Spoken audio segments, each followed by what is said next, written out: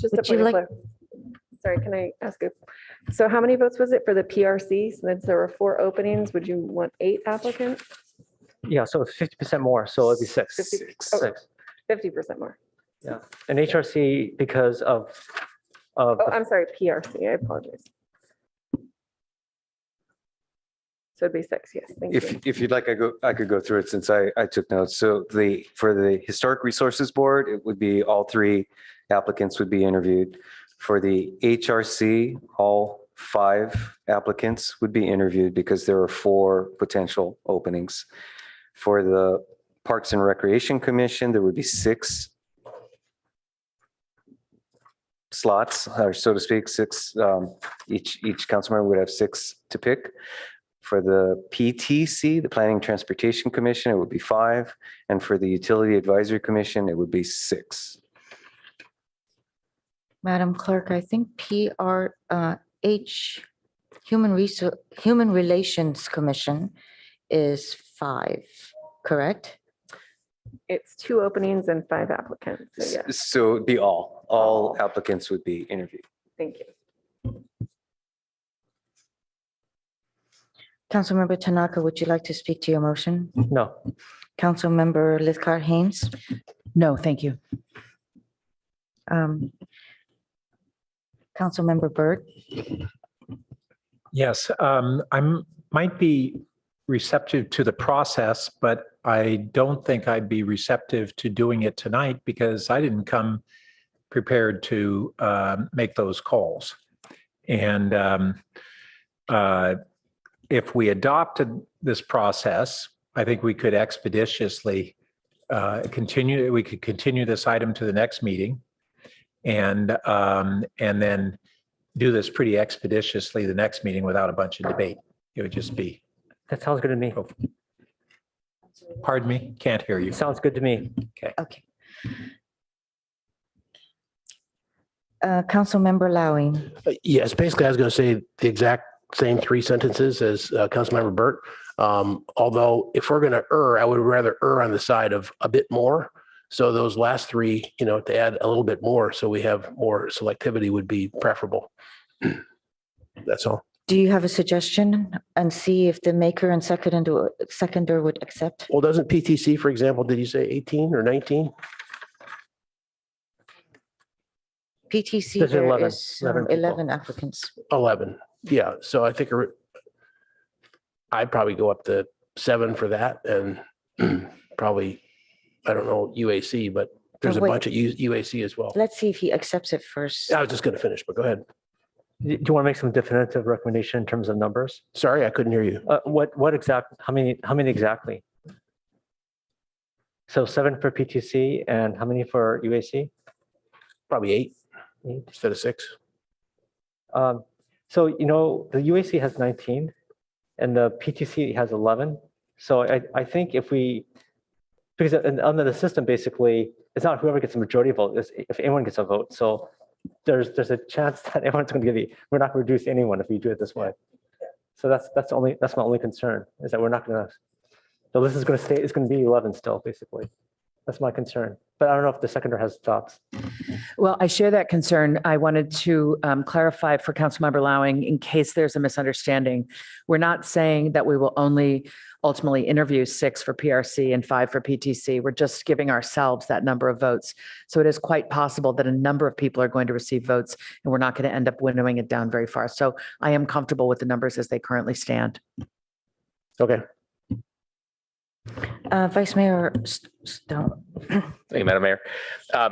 Yeah, I like this motion. I think it's a good way to winnow down the applicant pool. I'm wondering, City Clerk, process-wise, is it possible that we can, the way in which we vote for applicants through the Google form or whatever, is it possible to just get that through the week? We put in our hours and then it can just come back to us on consent next Monday saying, here's the results.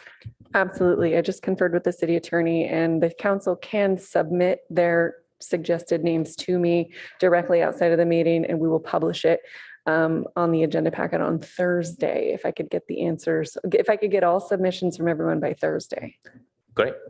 And maybe that should be helpful to include that in the motion, so we're all crystal clear on our own deadline. I believe, does the city clerk mean by the end of day Wednesday in order to get out on Thursday? Yes, that would be very, that would be very helpful, Or, yes. or could it be at 8 a.m. on Thursday or whatever the preference is? But since production actually happens on Thursday, I wouldn't Thank you. want to push it too far. Okay, great. Thank you. All right, so does that, okay, thank you, Madam Clerk.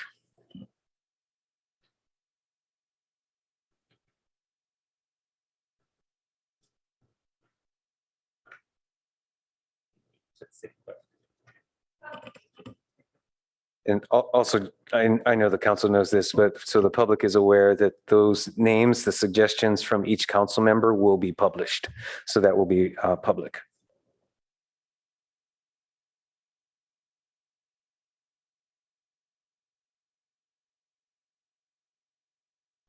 Councilmember Burt. Yeah, just one other thing I've been struggling with is whether the threshold to be interviewed should be a single council member or should it be two that supports that interview. And I just want to toss that out there. This is a new process we're thinking about. So I'm not clear in my own mind, but I want to put that on the table.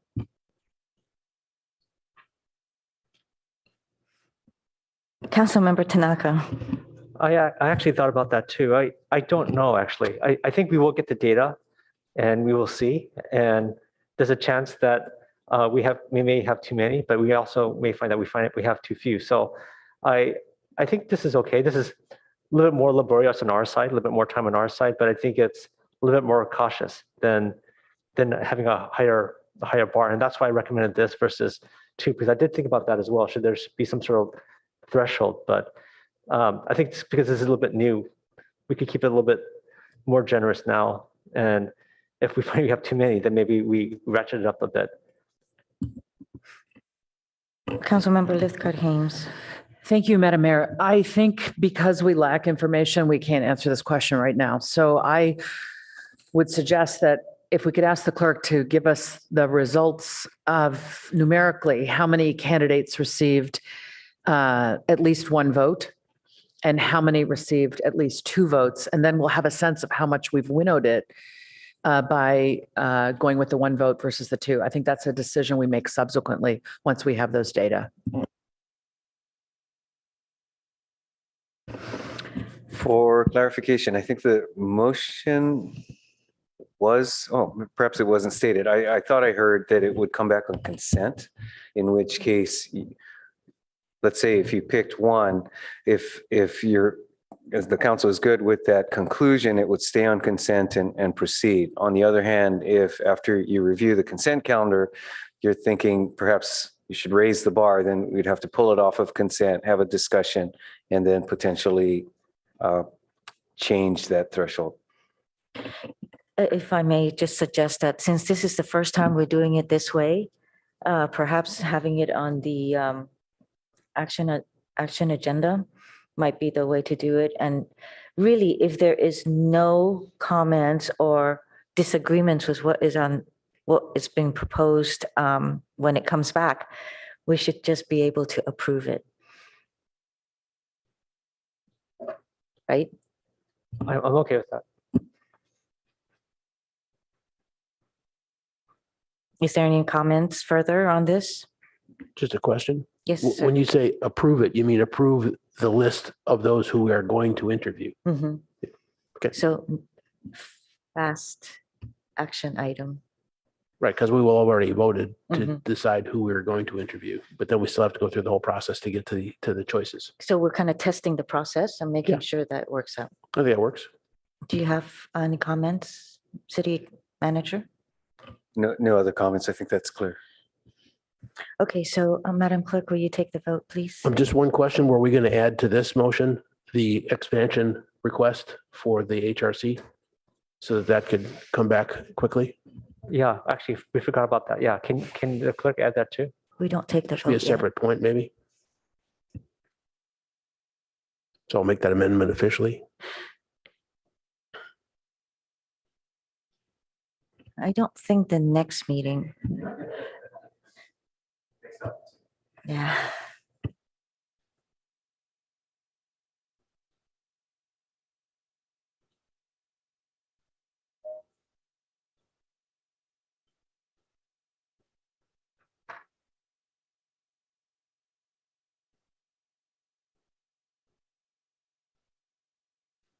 Yep, that's great. Will you accept that? Yeah, I do. Yes. I have a question for Madam Attorney. So, when it says an agenda is at the next opportunity, a first reading, so have we already determined that we are going to be going to 7? No, no, the item will be, I imagine the staff report will be one paragraph long and it will just be an ordinance that deletes the word 5 and puts the word 7 there. And that will be before you for adoption. And I think the clerk is just shorthand doing the process, right? So you do 2 readings. So you'll do one, then it will come back on consent. And then that will be the reality after that. Very good, thank you. Okay, now we can take the vote, please. Councilmember Vinker, Yes. Councilmember Lowing, Yes. Vice Mayor Stone, Yes. Councilmember Tanaka, Yes. Mayor Ku, Yes, Councilmember Burt, Yes. Councilmember Lithcott Hames. Yes. Motion carries unanimously. thank you. And now we're going to go to item number 3, which is actually a closed session. It's a conference with labor negotiators. It'll be city manager and his designees pursuant to merit system rules and regulations. The employee organization is the Service Employees International Union, Local 521, Utilities Management and Professional Association of Palo Alto, Palo Alto Peace Officers Association, Palo Alto Police Management Association, International Association of Firefighters, Local 1319, Palo Alto Fire Chiefs Association. And yes, do I have a motion to go into closed session? So moved. Second, Second. it'll be Councilmember Vinker who moved and Councilmember Lowing who seconded.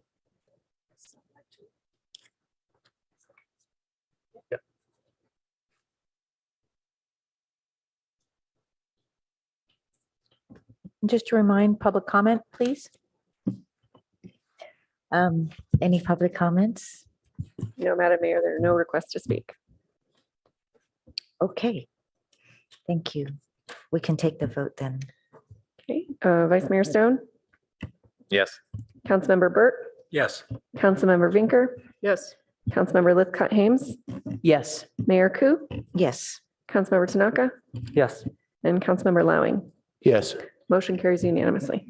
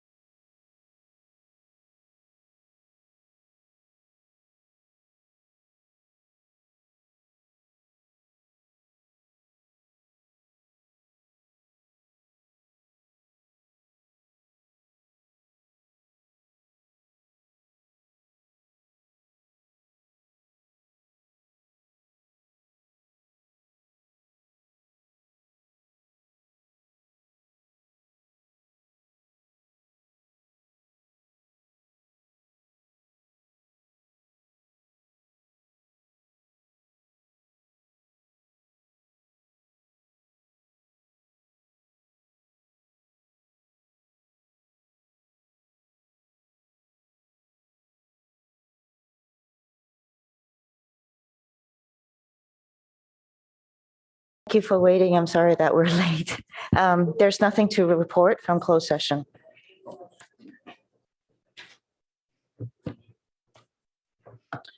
All right, we're going to go to our item number. I'm sorry, we're going to go to agenda. No, we're going to go to our study session. Item number 4, comprehensive status update and long-range planning discussions on the Palo Alto Airport. Staff, take it Good away. evening, Mayor Koo and City Council, Brad Eggleston, Director of Public Works. It has been 8.5 years now since the city took back the airport from Santa Clara County. And in that time, we've made some significant progress in terms of both improving customer service and amenities at the airport and the airport infrastructure. So we're here tonight really to review the overall status of the airport, as well as to describe what we're calling the long-range facilities and sustainability plan process, essentially a type of master plan process that's required by FAA regulations and that we're about to kick off essentially. So I'm here tonight with Andy Swanson, our airport manager, and Kelly Moulton, who's a director of aviation with CNS Companies and is the consultant that's helping us with the planning study. So Andy and Kelly are both going to give part of the staff presentation, and I'm going to turn it over to Andy now. Good evening, Mayor, Council. It's with pleasure to be in front of you tonight to talk about Palo Alto Airport. Just a brief kind of overview of history.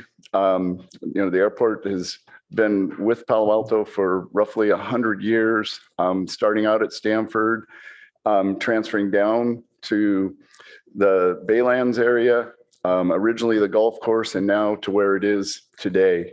And then more recently, the city transferred the airport from the county back to the city in 2014. Since the transfer, the airport has completed major projects to the airport to assure safety and that the airport is in current standards, to bring those standards up, involving the future of Palo Alto Airport in the heart of innovation. And the next 5 years, the major changes in aviation, electric aircraft, opportunities for future funding, sustainability measures, and improving safety. Next slide, please. Just a brief kind of overview and understanding of what Palo Alto Airport, the role it plays. It's a reliever airport. Palo Alto is a general aviation airport. Its role is part of the national transportation system. It supports the GA traffic, relieving it from SFO, Oakland, and San Jose. Its role in relieving the operations at those major airports and spreading that around to make the system work as efficiently as possible. Next slide, please. So when we took the airport back, and even prior to that, the city's comprehensive plan for the airport and our role following that plan and guiding by the comprehensive plan. The goals L10 and 9, assuring Palo Alto Airport is an economic airport with minimal environmental impacts. We've worked really hard over the years since we transferred it back to follow those comprehensive plans and to align with the regulatory requirements federally that we have to follow. Next slide, please. So just a little bit of kind of where and situationally on the airport, and we have one runway, one taxiway.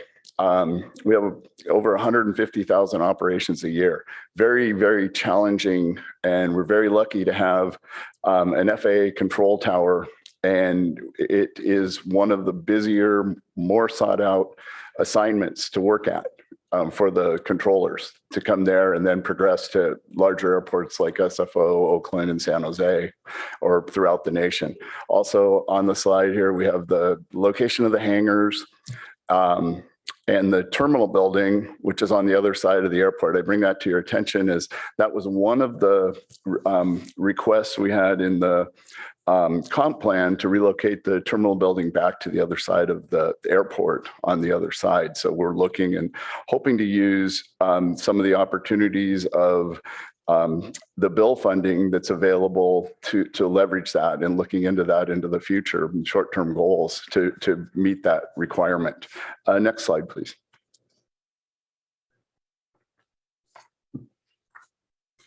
So as I mentioned, it's a very busy airport. We're home to roughly 360 aircraft today. That changes, and is really it's actually kind of came down a little bit because we have aircraft that are actually taxi-through aircraft, so they actually turn one tie down off. So that's where the number is right now. We're pretty full up with that number with those aircraft. We have 5 flight schools, 3 maintenance shops, and 1 avionics shop. We're home to the Civil Air Patrol, which is a subsidiary of the Air Force. We also we have our airport association, who really is kind of the glue to the airport, the kind of the airport members and businesses. We also have a lot of medevac flights, Stanford Air Medical flying in and out. We also are home to Palo Alto DART. Cal DART is part of the disaster airlift response team. And next slide, please.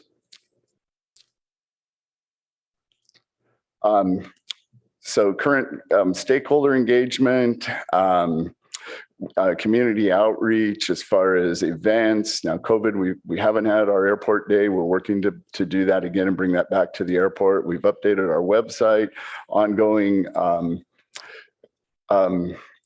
collaboration with the public and the users, current airfield conditions, making sure everybody's aware. We have a noise abatement.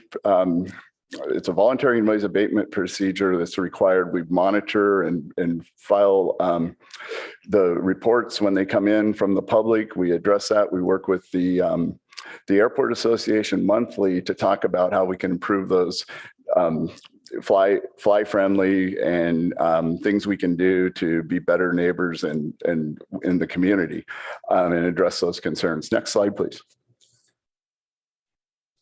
So future planning, as you've seen, there's been a lot going on at the airport today. Now let's focus on what's next for Palo Alto Airport.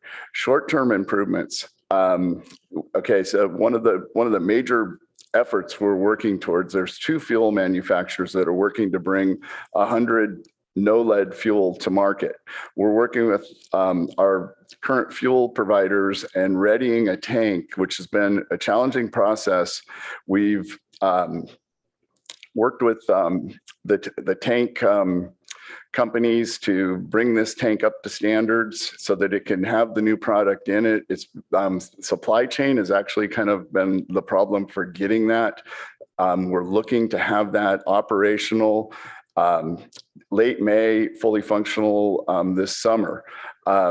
With that, we have some really exciting news. We've been working with one of the 2 manufacturers who will be out later this week to talk to our user groups and talk about preparation for this and how they get their certificates for their aircraft to be able to burn these fuels. So that was kind of just something that happened last week. And so it's moving faster now, and we hope that 100 no lead will be available sooner than anticipated, and I'll know more hopefully even later this week.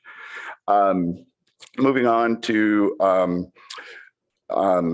the the bipartisan infrastructure law, the bill funding, the opportunities there are very, very unique and really a generational opportunity that we could take advantage of, possibly even with relocating the terminal building with 95% funding.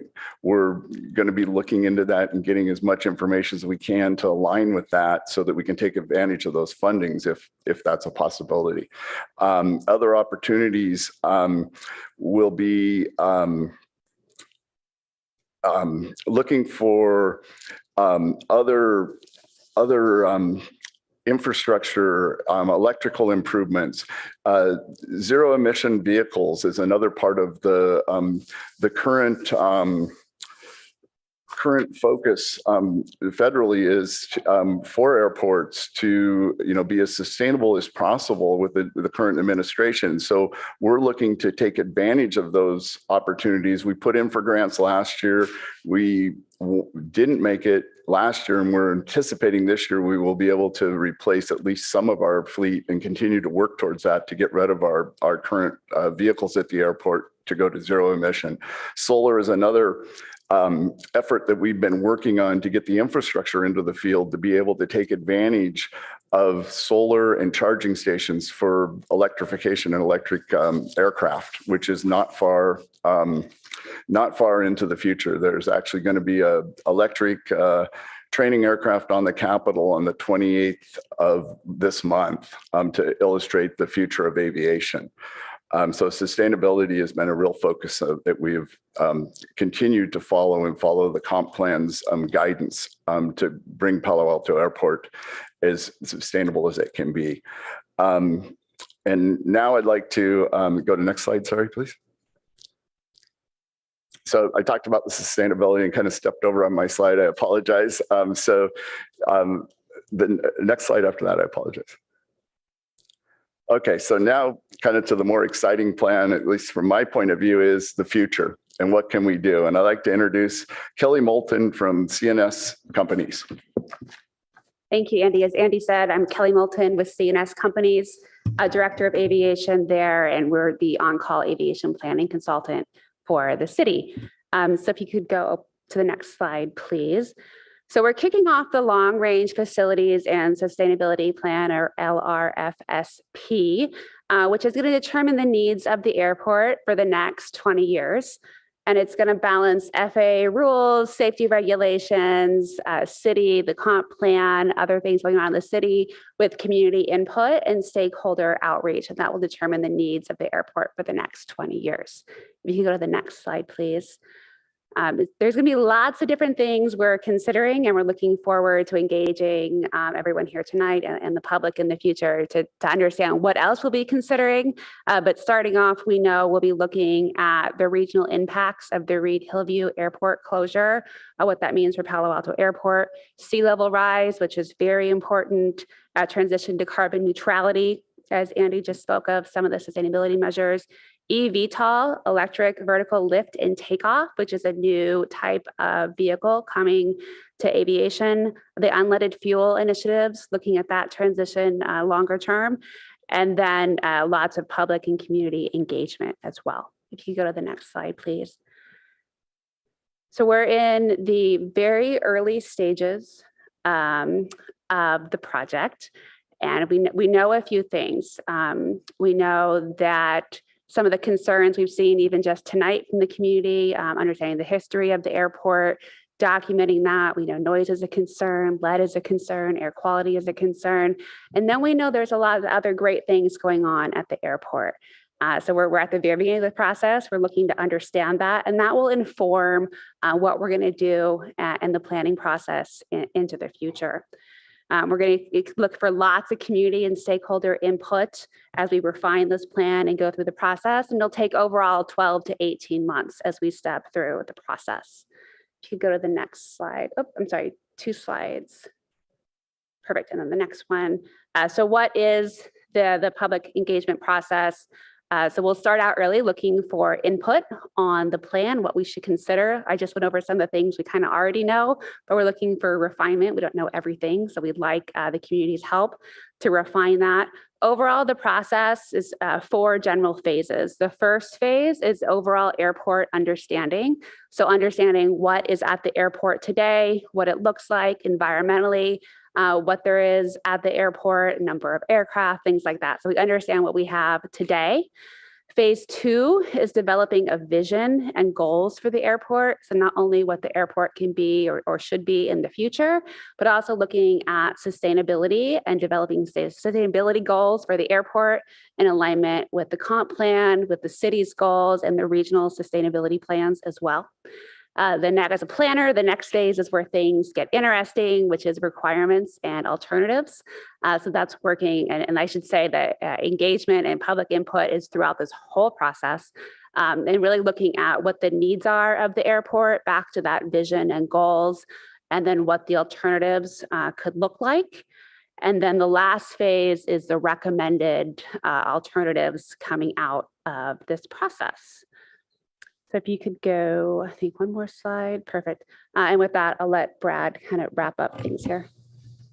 Okay, thank you, Kelly and Andy. Just wanted to note, Kelly mentioned the 4 phases of the planning effort in her last slide. Wanted to also note that we do plan to return to council during phase 3, which is when we'll have started to develop alternatives, but not have gotten too far down that road. We thought that would be a good check-in point with the council during this process. We don't have a really fleshed out schedule yet to define just when that would be, but we think most likely fall of this year. So with that, that's concludes our presentation, and we'll turn it back to the council. Does council have any technical questions? If not, we're going to go to public comments. Madam Clerk.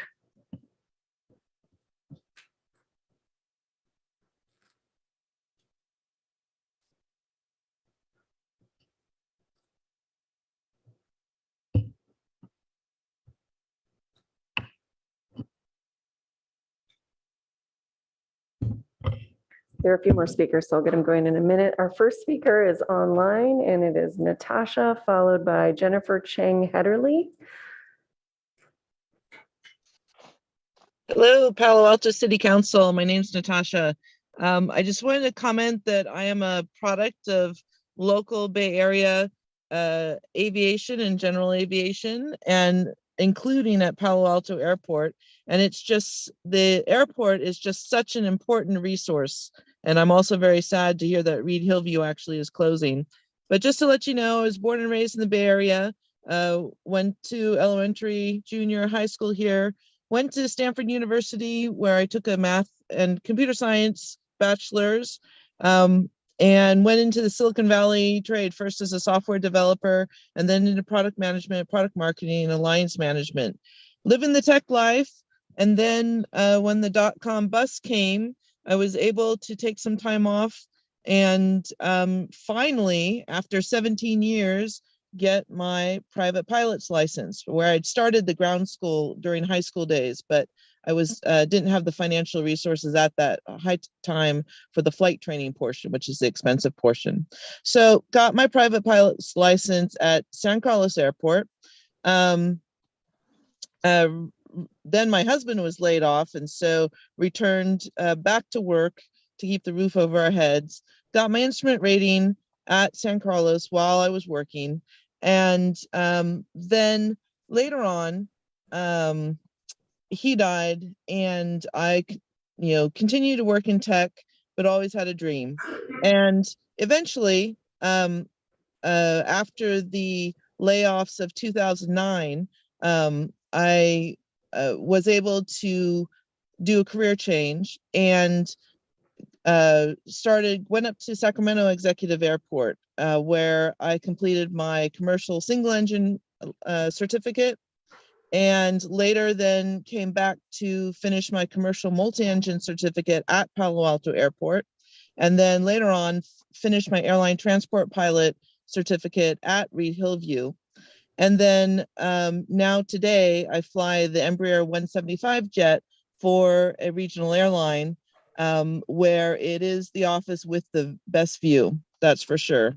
So if you can learn to fly in San Francisco, in Los Angeles, in New York, or Washington, D.C., where it's very complicated airspace, learning to fly under the class Bravo, you can fly anywhere. And that is simply one of the reasons why our local Bay Area airports are such an important resource.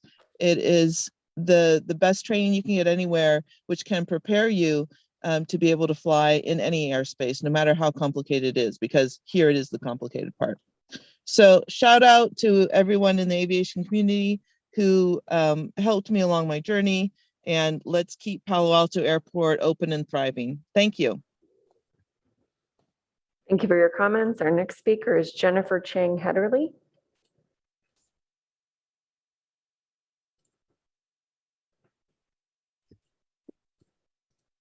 Good evening. Can you hear me?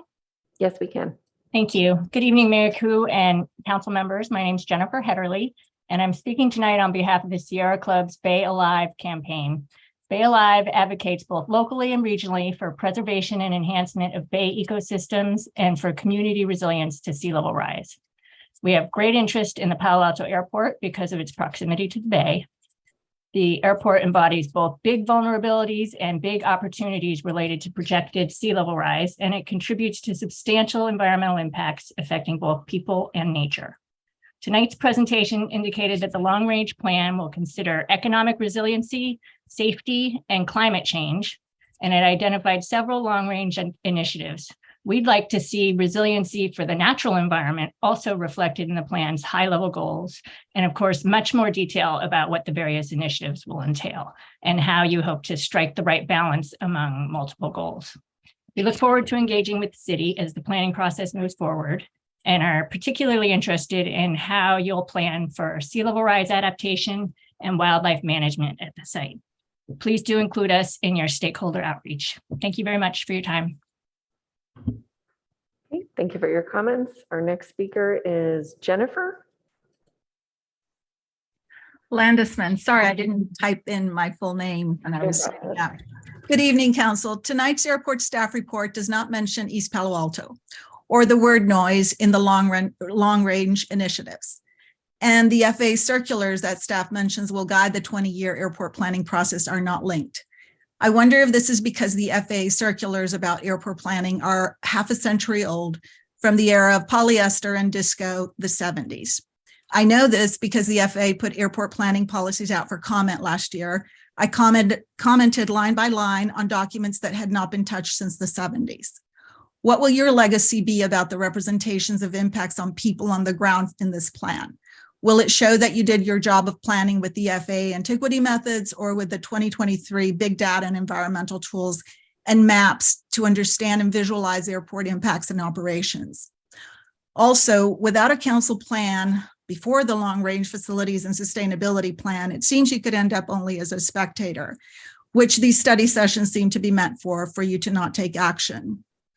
I want to close with a comment card from a Palo Alto student to the FAA in 2016 about FSFO noise.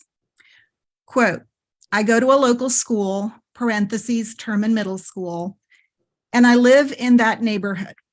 I cannot sleep at night because of the loud planes. I'm always sleepy at school now. Please make my neighborhood quiet again. So the FAA and SFOs have still not addressed SFO's nighttime noise, and do so by hiding behind FAA's outdated circulars and hiding the data that shows real impacts.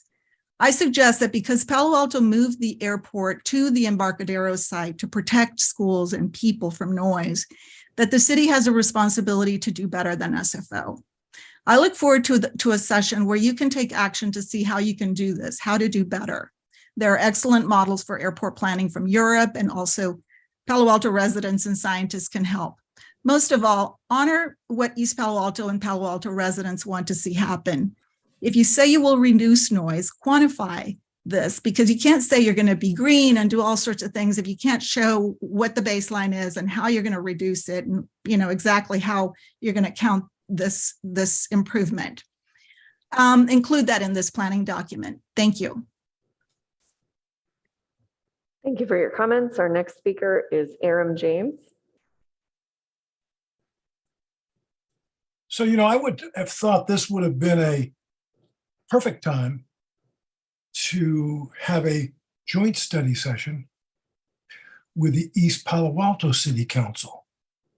They are the victims of much of the toxicity that flies over that area every single day, the noise pollution and accidents. And, we talk a big game with the Palo Alto City Council of wanting to reach out to East Palo Alto and mitigates the impacts of racism. But when you have the opportunity to do it, you look the other way. I recommend, and of course, this is never going to happen in my lifetime, the airport be relocated onto Stanford property. Can you imagine the screams from those elitists over there? My dad went there, so I have to include, myself in, sort of that legacy, unfortunately. But the point is, we want to get it near the Stanford Hospital. They do wonderful stuff in an awful place to do it. Meaning, the Angel flights to bring injured people into the Stanford Hospital is extraordinary. But as other speakers have mentioned, we're ripping up the environment in East Palo Alto, the Baylands. We're doing all kinds of extraordinarily bad things. And Stanford, without 8,000 square acres and the brand new high-tech hospital over there, needs to do more. They could put a really state-of-the-art airport at Stanford University. Palo Alto could, partner with them on this, and they could do it. So we got to think out of the box. Let's close that airport down. Let's make it into soccer parks for the students, football practice fields where you can play flag football, throw frisbees, be out there near the Bayland, enjoying the birds instead of these loud, hundreds and hundreds, as the earlier speaker for the city said, of flights every single day coming over there. And it just really spoils you. Anybody that has hiked out at the Bayland with any kind of consistency knows what a mess that makes of the Bayland and the noise and takes away from the joy of it. So let's do it now. Let's bring East Palo Alto over here for the next study session, engage the people there as well. We don't want to continue to be the perpetrators of environmental racism with our neighbors in East Palo Alto. We got enough of other problems with our police being a leader in racist police practices in the area. Let's work together to stop this stuff. Thank you. Okay, thank you for your comments. Our next speaker is in the chamber, Karen Porter. Good evening. I'd like to address a significant downside of the let's try it again. Good evening. I'd like to address a significant downside of the airport, which is the lead emissions generated by single engine piston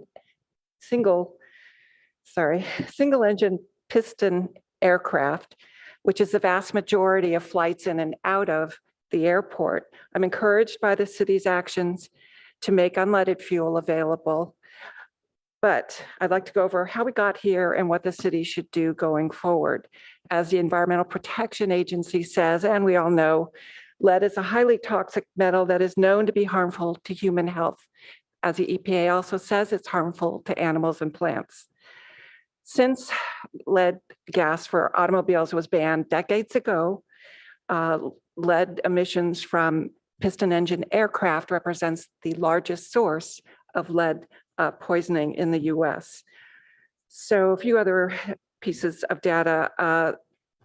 The US Code of Federal Regulations requires the Environmental Protection Agency to conduct lead air pollution monitoring at various locations, including specifically the Palo Alto Airport.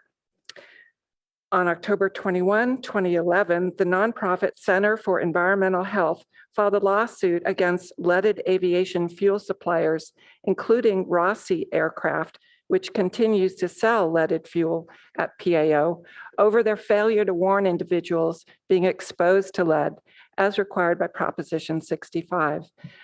In December 2014, this lawsuit was settled, and Rossi and other avgas suppliers agreed, among other things, to sell the lowest lead fuel that is commercially available, to warn residents living within a certain distance of the airport, and to post warning signs at the airport. So that was in 2014. I'd like to know what actions Rossi, if they completed those obligations, and what they are doing currently. In the Bay Area Air Quality Management District, beginning in 2012, conducted lead monitoring at Palo Alto Airport and decided to extend it indefinitely because these results showed that lead concentrations exceeded 50% of the federal national ambient air quality standards.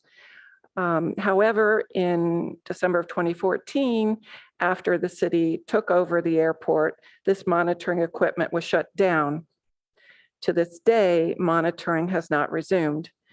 In January 2015, the EPA published a summary of its full year lead concentration data measured at 17 US airports around the country. Palo Alto Airport came in as the third highest lead concentration. In February 2020, Palo Alto was expressly mentioned by the EPA in a graph showing how the number of piston engine operations correlates to the generation of lead emissions.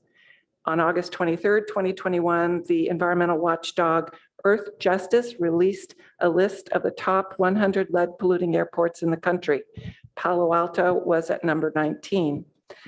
As the staff report notes. I'm sorry, your time is up. Okay. Okay, but thank I'll you. save it for the future outreach. Thank you. Thank you. All right, our next speaker is online, Carol Munch, followed by Tom Myers. Hello, my name is Carol Munch, and I'm here representing Palo Alto DART, which is Disaster Airlift Response Team. We began having a chapter of the Palo Alto of the DART, California DART, in 2020. It was based on the beginnings in Reed Hillview and South County airports, with the need to have another means of helping in times of disasters such as earthquakes, fire, and floods, bringing supplies to areas where the road travel has been cut off. I just wanted to bring to your attention that this is our group's function, and we're in the early stages of operation. We have participated in 4 exercises, 3 of them bringing face shields and PPE to groups in the Bay Area and up to the fire in Eugene, Oregon, and 1 down to moving search and rescue dogs for an operation that was planned. And currently, right now, there are some members of our DART that are participating in the San Bernardino airlift. So this is something that really is something that the pilots in our community can do for members of other communities who have difficulties. And in turn, other communities could do something for us in the case of a disaster. So that's why we would like to continue to see the airport operating and to have increased input of funding and help with the airport in general. Thank you. Okay, thank you for your comments. Our next speaker is Tom Myers.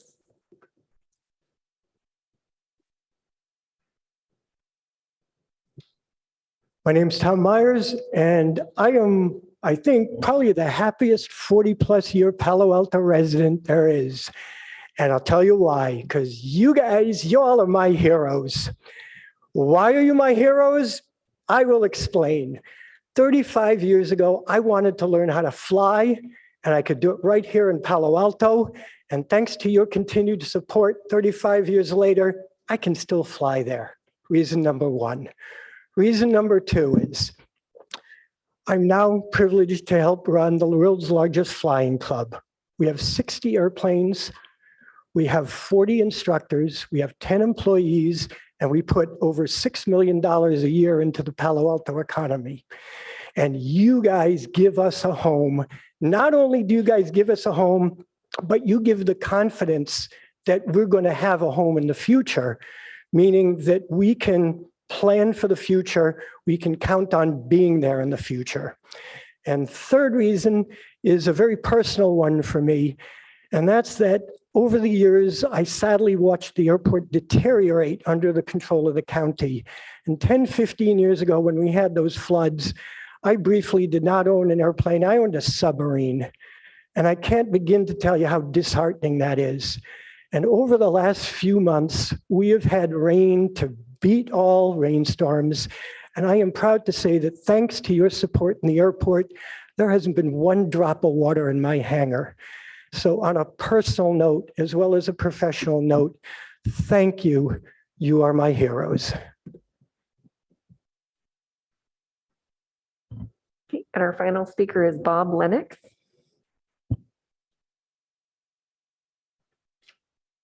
Good evening. Good evening, Madam Mayor and council members. A brief history lesson. I learned to fly at Palo Alto before Tom in high school. I'm a Pali graduate. I know that you all know Supervisor Simidian. He's a classmate of mine. And therefore, he decided that I would be a great member for the county's airport commission. I served for nearly 2 decades on that body. So I had a firsthand view of how the airport was treated as a stepchild. And with the help of Councilmember Burt, former Mayor Levy, and the rest of the airport working group, we managed to encourage the city to take back the airport. And thanks to Mr. Swanson's leadership, things are much, much better today. So I would also want to thank past councils, the present council, and future councils for support of the airport.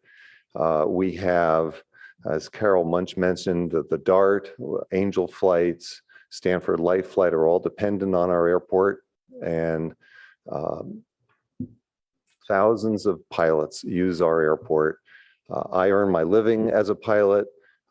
Classmates of mine are now retired airline pilots, but they all have roots at Palo Alto Airport. So it's an incredible regional asset. It's irreplaceable. And thank you again for your support. Have a good evening. Thank you.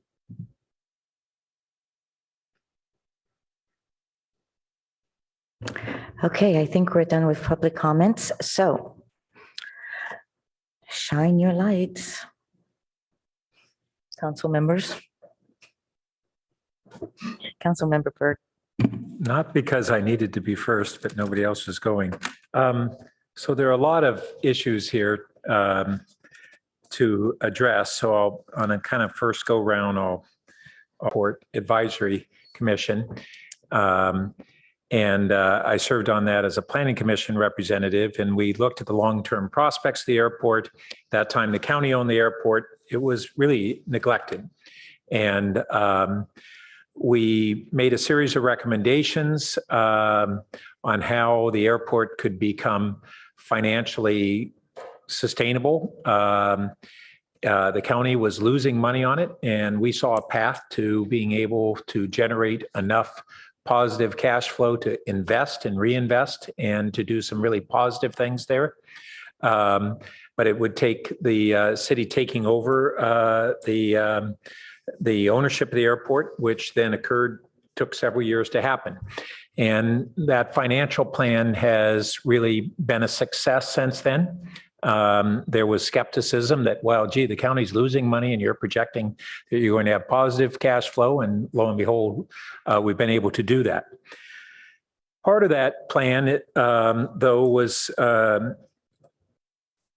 reflected in a series of recommendations. And those recommendations really have been largely folded into the comprehensive plan today, and we have in our staff report a summary of, well, more than a summary. We have the full sections that are pertinent, starting on packet page 13.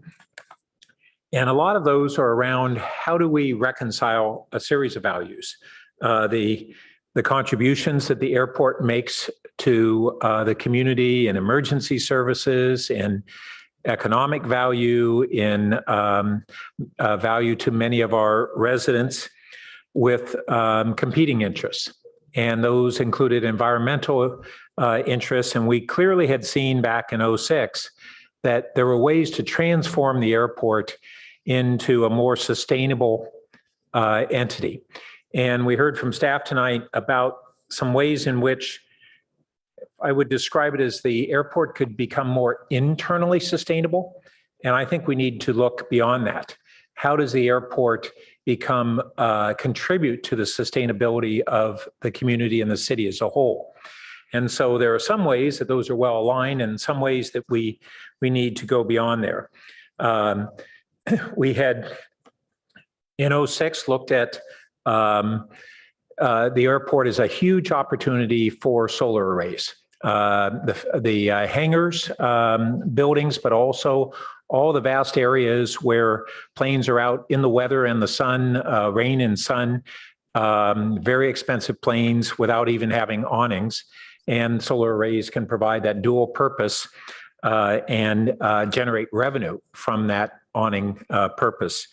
And I really look forward to us moving full scale on that. I believe that the airport, between the auto parking areas, the buildings and the hangars, and the tie down areas that could have solar awnings, is almost for sure the largest solar opportunity on any city-owned land that is practicable in the city.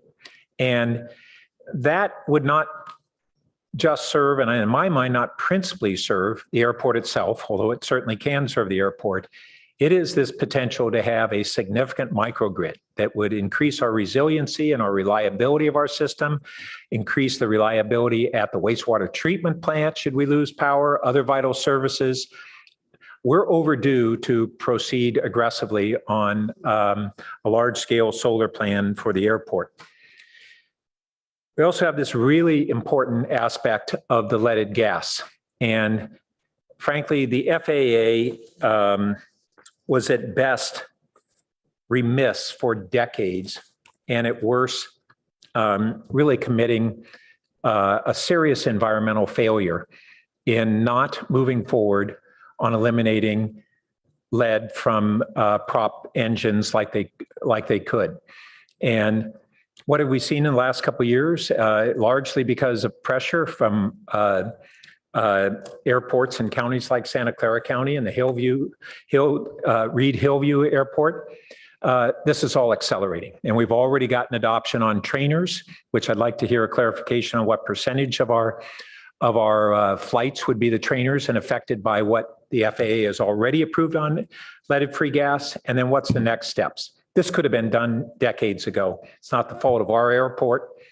It's not the fault of local agencies. The FAA really succumbed to industry pressures to not do what they could have done and should have done. And then we have the land use. And can we pull up slide number 5, I think it is. We're right now in a discussion on how do we have space adjacent to the wastewater treatment plant for environmental treatment processes and technologies that are carbon capture technologies. Oh, the one, I'm sorry, with the overviews. There we are. So if you see the runway there, so I was going to say that we have 10 acres that was set aside a decade ago. We're now in a debate whether to return 5 of those acres to parkland and keep 5 for the environmental technologies. The airport, as I understand it, was designed, and the levee system remains designed for a second runway, which was ruled out a couple decades ago. And yet the airport boundaries and the truly naturalized areas of the airport still capture the real estate for a second runway. And my estimate is that's the area that could be returned might exceed 10 acres. And so staff, can you give us a little bit of update on, is there any reason why that area needs to be part of the airport? The area that was at one time really not just the area for the second runway, but the buffer zone beyond that area that goes from there to the levees. So the area adjacent to the runway, it would be set back for safety. So, but we need safety. If we had 2 runways, we would need a safety buffer. So that buffer, that space included the space for the runway and the safety, right? Correct. And the today's standards and the standards then, and so during this study, we'll be able to look at that and see, because I know some of the setbacks are larger, so there is more area needed for safety now than before. But to tell you exactly how much, I can't tell you right now, but I can tell you that the study will look at that and be able to come back to you and illustrate that. Well, that shouldn't be a hard number to get. I'd like to hear that before the study's complete. That's readily available information. We can run the reports and illustrate that. It's all, it's basically a CAD program. That would, okay. Yeah. So I wanted to put that on the table. I have a number of other things that I want to share, but I'm over on my time for right now. Thank you. Vice Mayor Stone, do you want to go first? Go ahead. Thank you, Madam Mayor.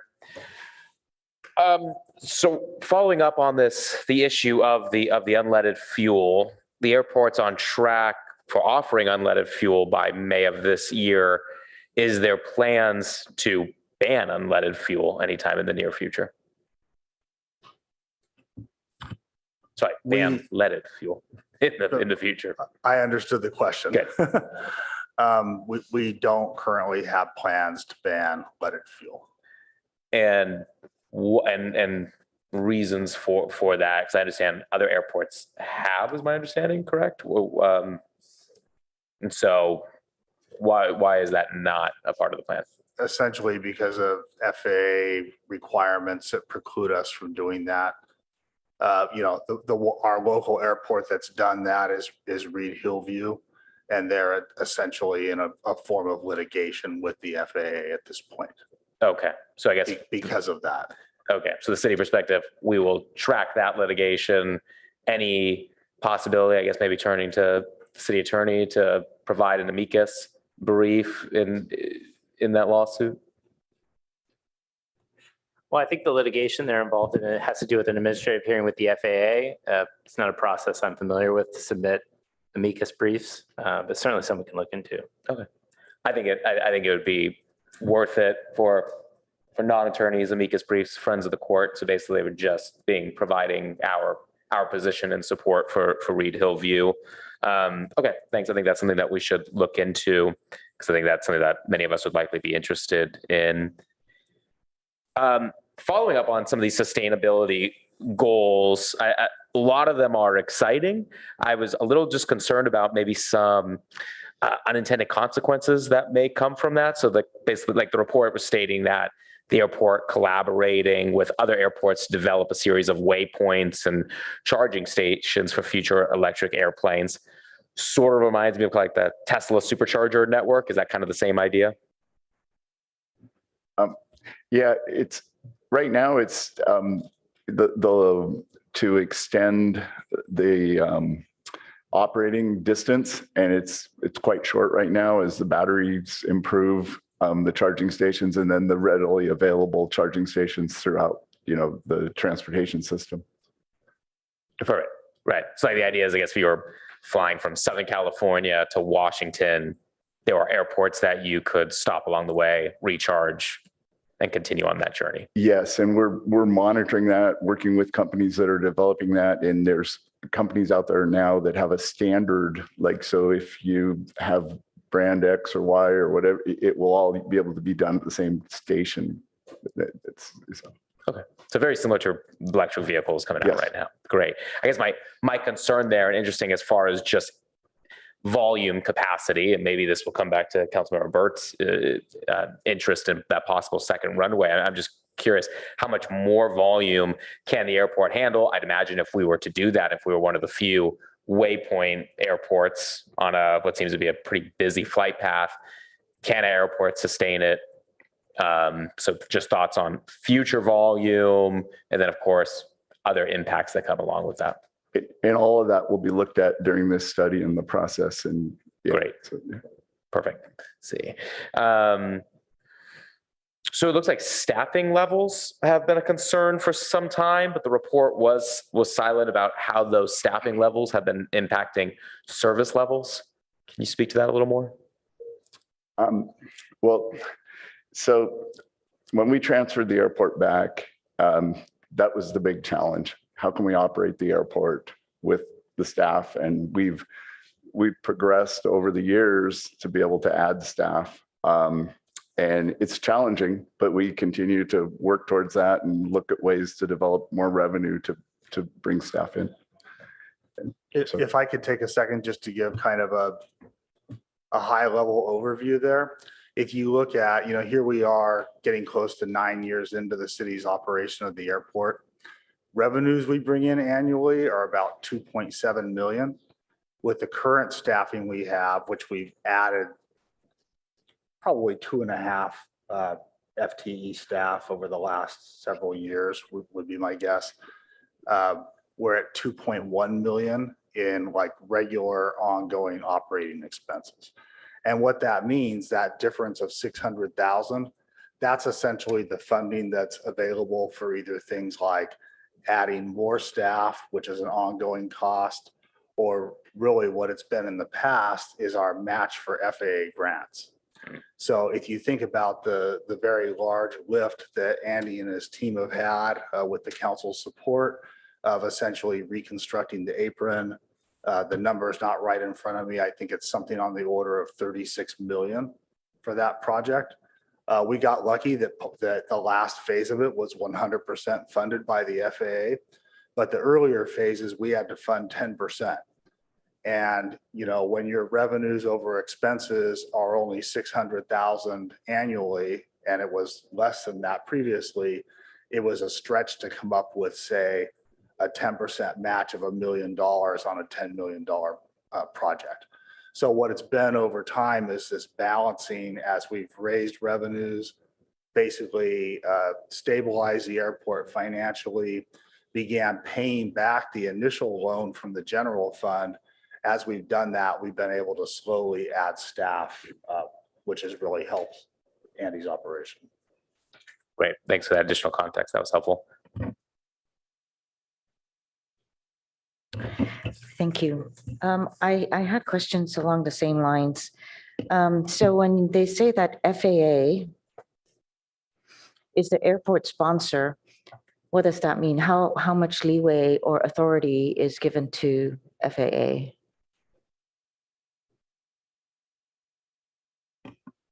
So the city, the airport as a sponsor, and the FAA with these grants and requirements, and the grant assurances require us to follow the FAA guidelines. So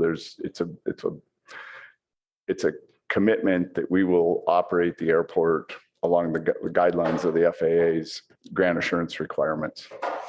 And so we'll operate according to FAA guidelines. And is there a time limit on that because we've taken their grant money? Yeah,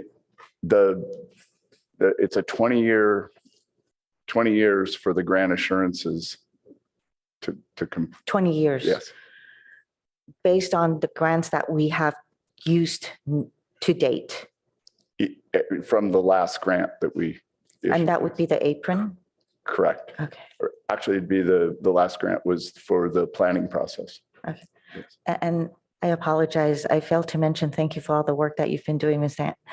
Swanson. I meant to say it at the beginning, but I got excited about questioning, so apologies, but thank you for all the work that you've been doing. Also says that in the Santa Clara County CLUP, the Comprehensive Land Use Plan, it also identified the flight paths, right, for takeoff and approaches. Is it something that we can go back to the CLUP in order to ask them to identify flight paths that is for takeoff and approaches over water until they reach the height, then turning to whichever direction they're going at a higher altitude? Just to clarify, flight paths coming in and out of Palo Alto. And so we have the flight paths, and they're designed, they can be looked at, if there's a change that could be made. But we have a voluntary noise abatement procedure that and guidelines that we work with the pilots and the flight schools and transient tenants or transient visitors to educate them on the program and how it works. During this planning process, we're going to review that process and look for opportunities to improve it. We adopted the county's process. So the departures and arrivals of the aircraft are probably the ones that would most benefit from the voluntary noise abatement procedures and improving those. The actual approaches could be looked at, but the actual departure, just what would be the takeoffs and landings, I think would probably be the most beneficial in this process. Yeah, I actually think that it's very important. I know you have a voluntary noise abatement program, but it's voluntary. And the thing is, that's where the conflict comes in between the airport users and the residents that live in the neighboring communities, is the noise. Even to some certain extent, there's emissions, but we're not going to get into that right now. We're definitely going to have to address that diligently and engaging with the residents who lives around there. I noticed in the CLUP, I noticed that there is also the contour lines and the boundaries and so forth. Perhaps the contour lines might need to be revisited and expanded also. I'm sure San Francisco have their contour lines, which Palo Alto ends up not falling within, but then the noise affects us. So I'm looking at how are we equitable to our neighboring communities and ensuring that, that the contours are addressing their issues as well and inclusive of them if the noise is intrusive for them. There's also, did I interrupt you? No, okay. I also wanted to say that, we don't have any noise monitors. Do we have noise monitors? Maybe I should not assume that we don't have. No, we don't have. I really think that, that's another thing that if this airport is going to be, after all the work that has been done, and another conflicting conflict with the residents is also not knowing and having data about the noise issues, and I think that should be a data source to measure it and to have those information in hand. And I think, was it Ms. Porter who said that we had, at one point, there was also measurement for lead levels. I believe that matter should be discussed as well. If nothing, just to provide the threshold and to provide data. And if we're going to have an airport here in the long term, we're going to need all these measurements in order to continue monitoring safety for health for the residents. I think, sustainability, when you talk about it, it's all great, but I don't want to discount, I don't want you to not include people in there. I do think the airport is important, but as Vice Mayor Stone had mentioned, that there is going to be capacity issues. So determining the capacity at that airport is going to be necessary. And I'm not so much in favor of, I do want to stick to our comp plan policies of only one runway. So I'm even more reason for assessing what the capacity is going to be at that airport. let me see here. Oh, the other thing is, I was wondering, since it is Palo Alto's airport, I would like to explore how to change the DBCNEL from 60 to something lower. And I don't know if that's something that can be done, but I'd like to explore that. And if that is something in your study, that would be a really good thing to have. Changing it to a number that would be different. I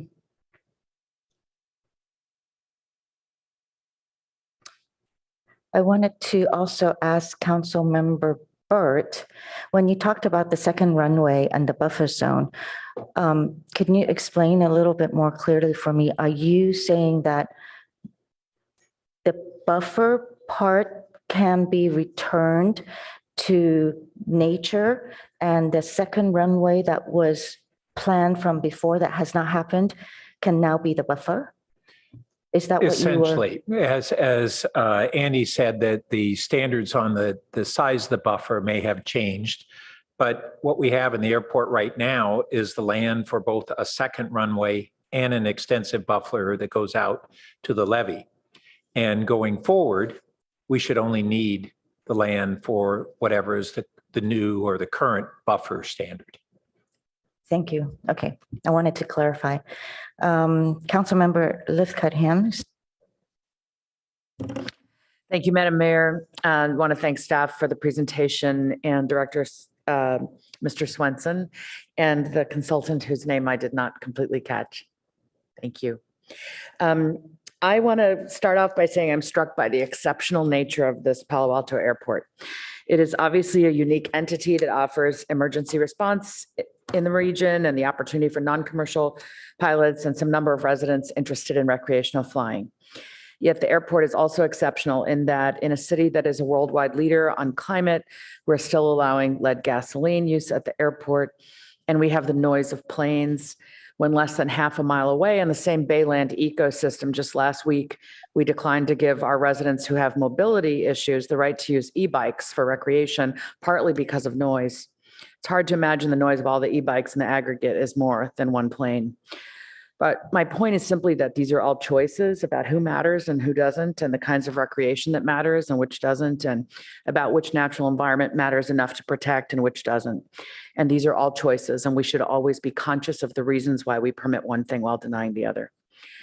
I am excited by the new apron, the electric charging and the increase in solar. And it sounds like we're going to have the most advanced electrical infrastructure at any general aviation airport in the nation, which is cool because we like to be number one in everything in Palo Alto, so yay.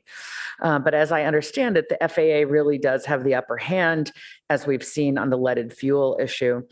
And I've learned that the airport and the city cannot commingle funds, if I have that right. So if the airport sees an increase in revenue, the proceeds can only be used to enhance airport infrastructure, capital improvements, and so on, rather than provide a financial upside to the city. Do I have that right? Yes, the airport is an enterprise fund. Okay. When do we project that the airport will have paid back the loan to the city's general fund? And will the airport be self-sustaining at that point, or do we project additional city subsidies will be needed? I think Andy's checking the staff report to see if we included the exact year. I believe we're about either 4 or 5 years into a 15-year repayment schedule on that one. I see. I Okay. thought I read 2034, right? 23rd, I missed that. Okay, thank you. So with these concerns in mind, it leaves me wondering, how can we enhance and really maximize the community benefit from having this airport in our midst?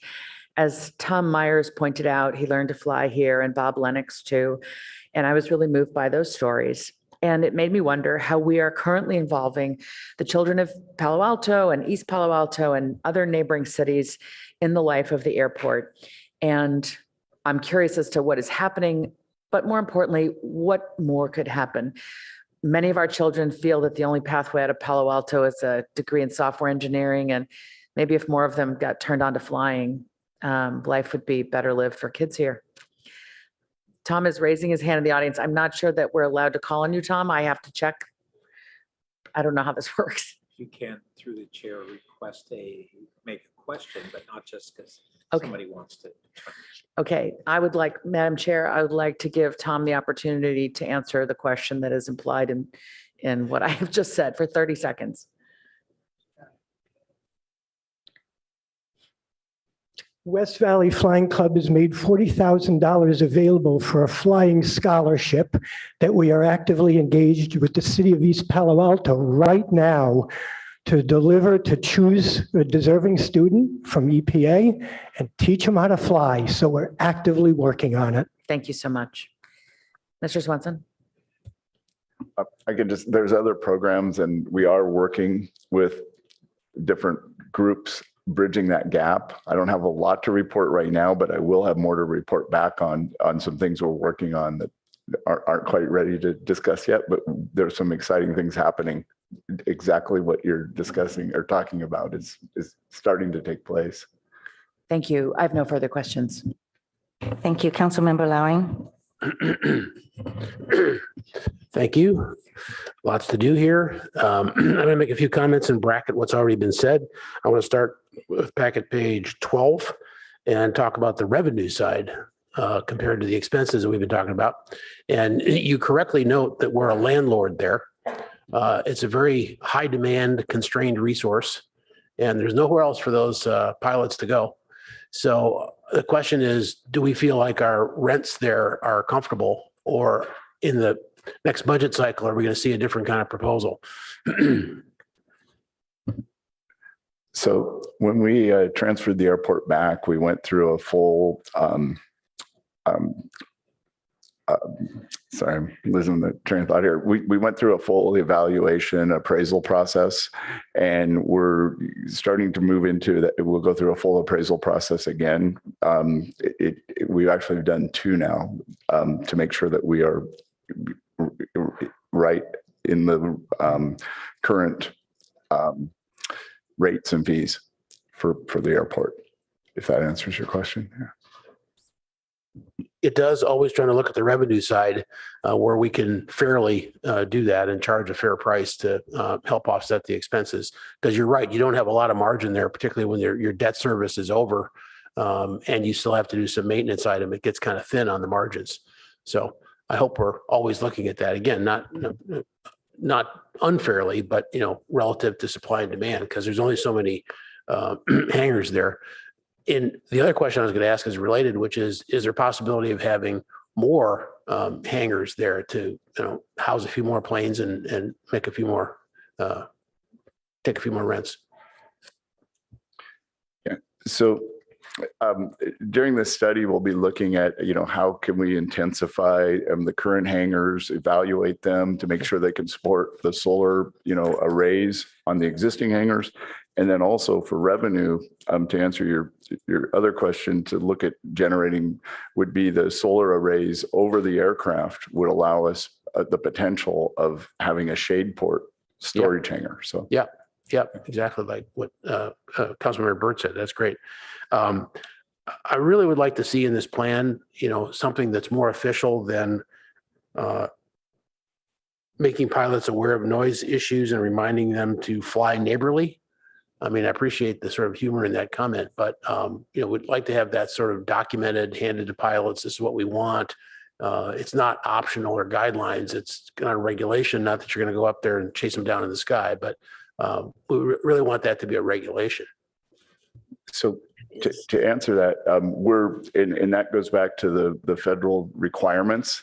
And the reason why it's the voluntary program, I can tell you the way that we implement it, and it is taken very serious by the pilots. And we call them, we don't, and educate them on that. And there's a process, and there's some things we can do in the future that I did at other counties that is a little more stringent and gets a little more attention. And it's a kind of a, like, I don't want to say 3 strikes like type of system, but it ratchets it up and it brings the attention to this, fly friendly and be a good neighbor. And that's the reason that's that way, is because of the requirements we're under. We can't regulate. Great. I didn't know that, and I'm glad to hear it.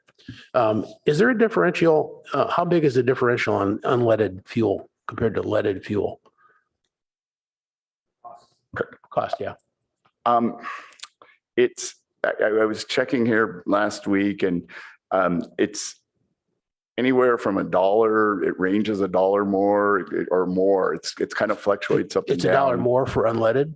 More for the unleaded right now is what we're seeing. And it's a 94 unleaded, but the problem we're seeing, and hopefully it going to the 100, because then all the aircraft can burn that. It's the octane goes up, and we looked, it's around 60% of the fleet right now that we could, and it would go to 100%. So that's what we're very happy to hear that there's a lot of progress. At least that's what we're hearing in the last few weeks. And if that takes place, we'll know more, here shortly. But then either way, readily getting the 94 at the airport here towards the end of May is what. Okay, great. Yeah, that's good, because we don't want unleaded to be a disadvantage or a disincentive, or we won't have changed anything.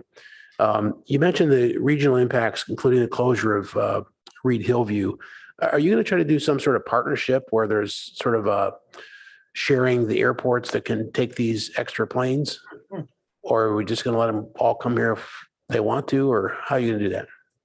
Well, we're almost full up right now with what we can handle. So I think it kind of self-controls it the way we are. So, Okay. All right. And on packet page 18, I don't know what you mean by this, the bullet point, conducting a land use and market analysis to improve land holding and financial revenues. So that is looking at optimizing, the use at the airport. How can we? Okay. So it's looking for new revenues. What we already talked about. Okay. Okay. Good. I'm glad it's in the packet. And a lot more to do. So hope we see you a lot during these interims so we can continue to give input. But thanks for the efforts that are coming. Thank you. Councilmember Venker. Thank you, Mayor Koo. I'll be brief because staff report I thought was excellent and the presentation very helpful, illuminating, and my colleagues have asked a lot of questions that have answered many of mine.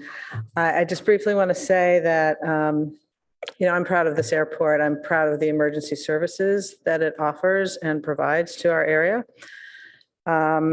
I am also very encouraged by the advances in sustainability that you've described and have accomplished. And I share the frustration of many of my colleagues and the public over the use of leaded fuel. And agree with the Vice Mayor's suggestion that we try to monitor the litigation and see how that goes and if we can help in any way. So my question is, under the comp plan policy L10.6, it talks about encouraging the use of unleaded fuel. So once we hit May, and we hope to have that fuel tank ready for the unleaded fuel, are there incentives? I know we just talked about the cost. Councilmember Lowing was asking some of that. Are there various incentives that we could think of that we could encourage that adoption or changeover? Is there anything we can do that's in our power, even if the FAA currently precludes us from outlawing leaded? Are there things we can we, if we don't have sticks, do we have carrots? That's my question. The short answer is we're still thinking about that. There definitely are some of these FAA legal issues around things like we had initially asked the question, once we have the unleaded fuel, can we charge more for leaded fuel? And we didn't get a positive answer on that. So there may be something we can do. The thing we're more focused on right now is working with the airport users groups to make sure that they are really on board and committed to making that switch to this fuel. And Andy and I have this conversation often as we've been trying to work on this over the past year, that I think we're feeling pretty good about the acceptance of that fuel and the intent to really use it once we can bring it onto the airport. Excellent, thank you. Yeah, maybe they get a better parking place, I don't know, Gold Club like Hertz. But no, I thank you for your work on that and on all of these issues. And that's all I have. Councilmember Tanaka. Yeah, so thank you guys for your work on this, and also thank you to members of the public for coming out to speak about this. I really appreciate it. How do our airport fees compare to other airports nearby, like other similar type of airports? In the past study, we're usually leading, as far as the higher end of all of our rents and fees. Comparable would be our neighboring airport, San Carlos. We're just, I kind of simplify it, but I kind of compare it to, kind of even like the housing market, or, it's kind of it's the desired place to rent, really, kind of for the hangars and the tie downs. And in terms of hangars and airport, I mean, like usage of it, it sounds like we're pretty maxed out right now, or is there a lot of vacant spaces? We're pretty much full up, hangars, everything, yeah. So theoretically, there could be supported even more fees theoretically. If you're at capacity, then that means that there's enough demand. I'm sorry, I didn't. Oh, so if you're at capacity, that must mean that there's enough demand, right? Well, I think we were the highest in the area. So if we raised it higher, I'm not proposing that. I'm just asking.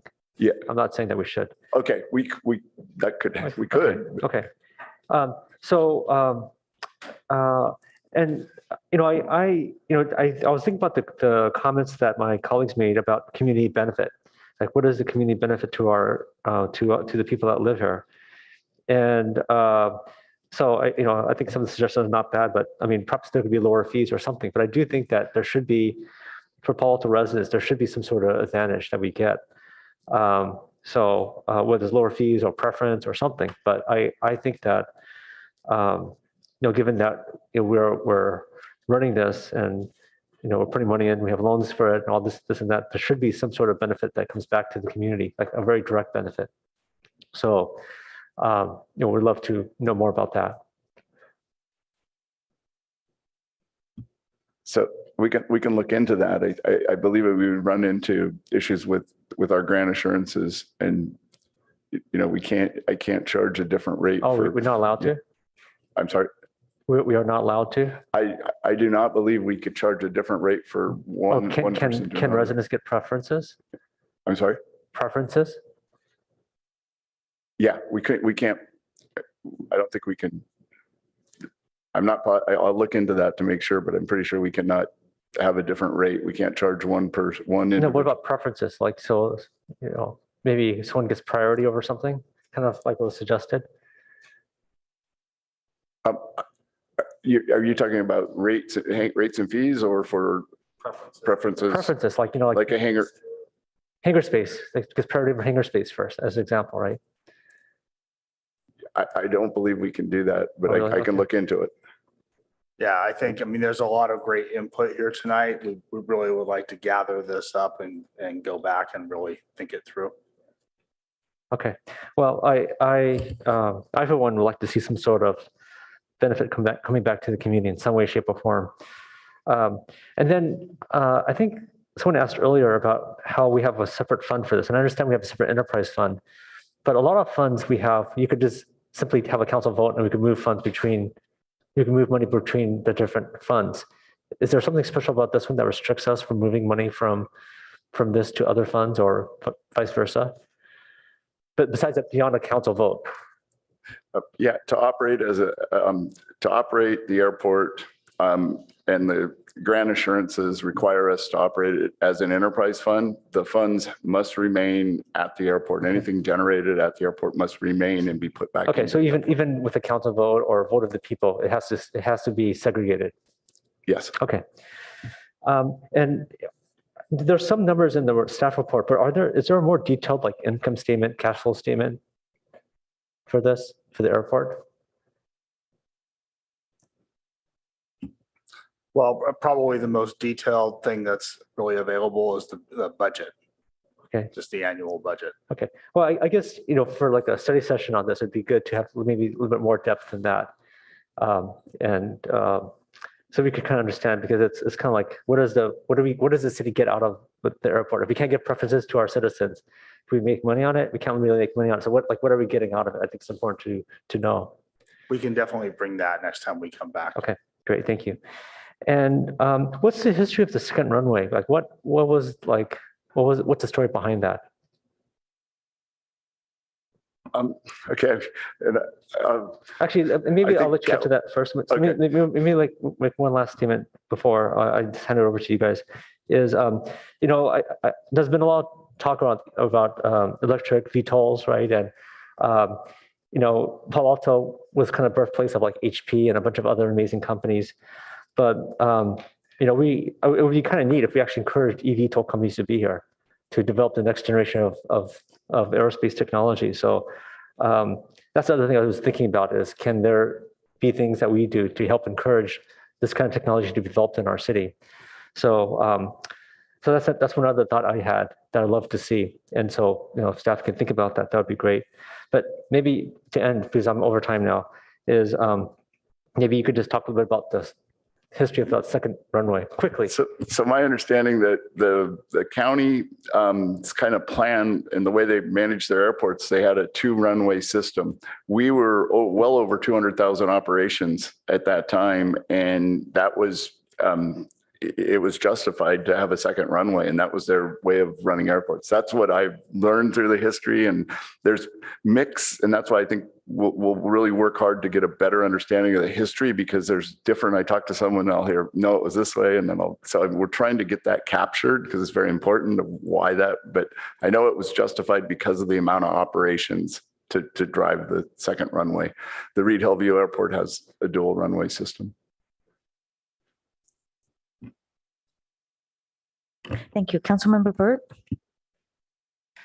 Thank you. So first, I'd like to return to two big environmental issues, the lead and the noise. So I think you said some things tonight that I wasn't aware of. So I had been under the understanding, once the FAA had approved the 94 octane that is usable on the trainers, which is the bulk of our flights, that we could restrict the sale of leaded gas where unleaded is authorized for use by the FAA. But are you saying we cannot do that?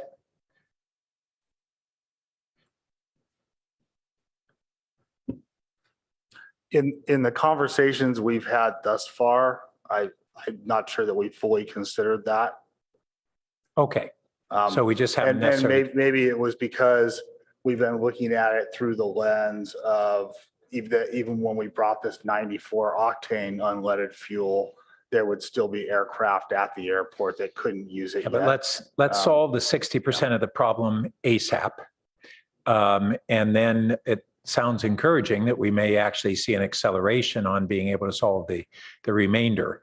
But I would like to see us prohibit leaded gas sales for all craft that are approved to use unleaded gas, and do that as soon as we have that capacity.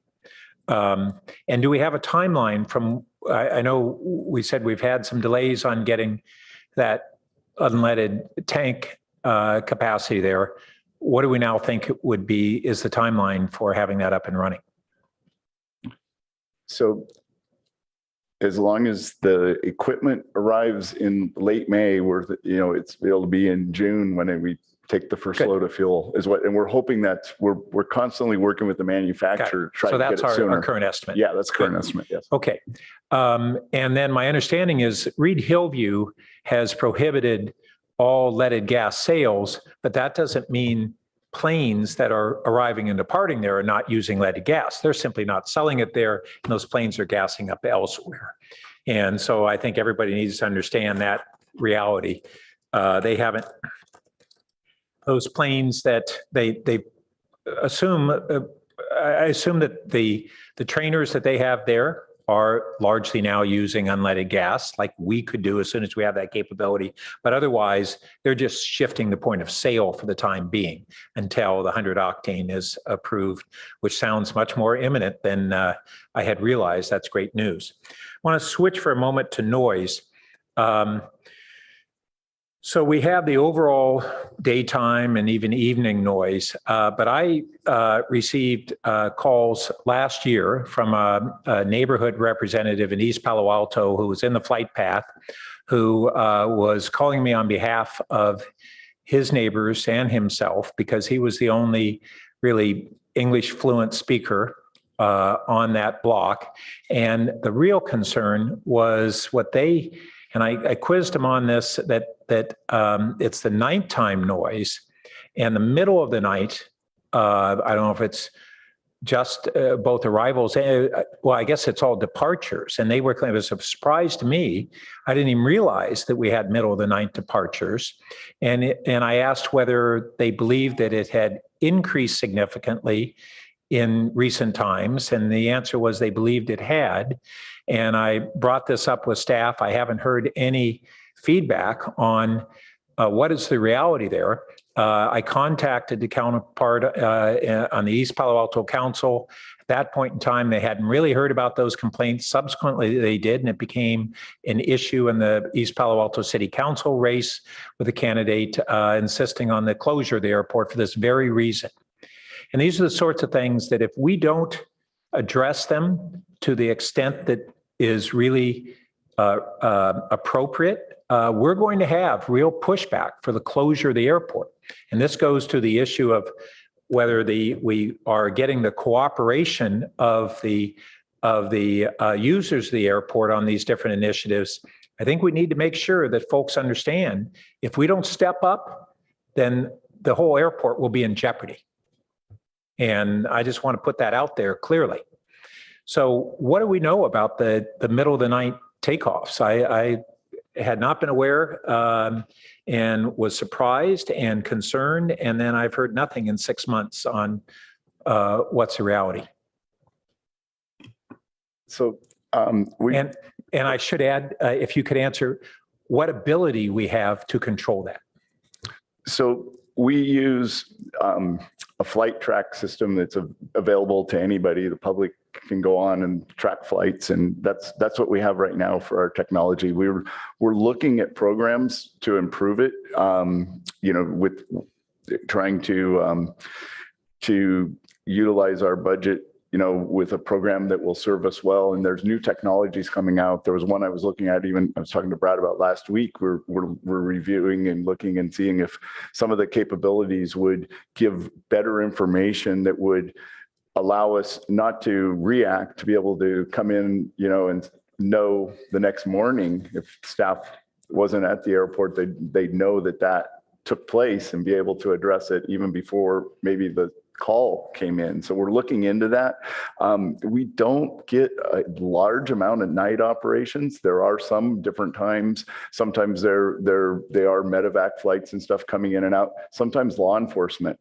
A lot of times we'll track it down, and it actually is like a law enforcement. It's at San Mateo County Sheriff doing some surveillance work and stuff, or a medevac that came in. There are not very frequently, but there are night flights. Well, and presumably because there's such low ambient noise, they stand out much more than they would in the daytime. So I think we need the data. We need to know what types of flights there are. So are you saying there are not recreational flights, and they're or that you think they're mostly these essential service type flights? They're a mix. Depending. And do we have the ability? I'm sorry, I'm trying to rush through this. Do we have the ability to control night flight of the recreational flights? Maybe not the essential services, but can we control the private flights? And going back to our grant assurances, it would be very difficult to do that. It could be looked at possibly, but it'd be very difficult because of our grant assurances, and we're part of the national transportation system, just like the highway system. Well, I would be very interested in whether there are environmental impacts from this noise that could be a basis for restricting that. I don't know the answer, but I think we want to understand that, just like with SFO and what are the rights and restrictions that we can have. And Mayor, I have a couple other things. Continue. Okay. So on the use of funds of this enterprise fund, it is entirely accurate that this is a true enterprise fund and we can't use those funds for general fund purposes. But that doesn't mean it's as restrictive as we might imagine. There are other ways in which profit that could be generated, for instance, by these solar awnings. When I looked at this and brought in a solar developer for consultation back in 06 or 07, the revenue that we get for typically leasing space for solar was exceeded by the prospective revenue from the selling the awning as a weather protection. And it's a big revenue potential. So it's a double whammy. We get two revenue streams from the same use. And I don't know the dollars. We ballparked it back then, but it's seat of the pants. But that could all be dumped into additional bottom line for the enterprise fund. Then the question is, okay, what do you do with that? It just accumulates there. But there are a lot of things that we potentially could be doing on the airport. We talked about training programs for youth and East Palo Alto youth and otherwise. There's no reason that need just come through the flying club. That could come through our enterprise funds. Some of the other environmental initiatives could come through these profits from the airport. Even we have in the golf course master plan, the phase 3, after looking at expanded training for youth and the double deck driving ranges of phase 3, it's looking at redoing this very old and kind of outdated restaurant and clubhouse. And there's no reason that the new restaurant couldn't be on the airport property serving both purposes at once and combining that and supporting the golf course, but be a shared cost.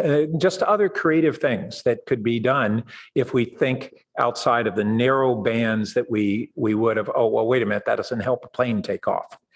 And then I just want to tap into some of what was said. As we look at whether we're going to have a future Palo Alto airport, if it is truly a model in sustainability for aviation and aviation related activities, one of the things is this transformation on the horizon, not only from lead-free gas, which is near term and essential, but to zero emission vehicles, which also are far quieter, and address the noise issues. To what degrees, I'm not sure whether we currently have estimates of the reductions, but it's significant. We have now one company that's a leading company in development of smaller electric airplanes. It's a massive movement. It's probably a transformation over 1 to 2 decades, but it's accelerating. And we just are having advancements in that at a faster pace than we were predicting just even a couple of years ago. So nobody knows how fast it's going to come on. It's not going to come on overnight, but it is.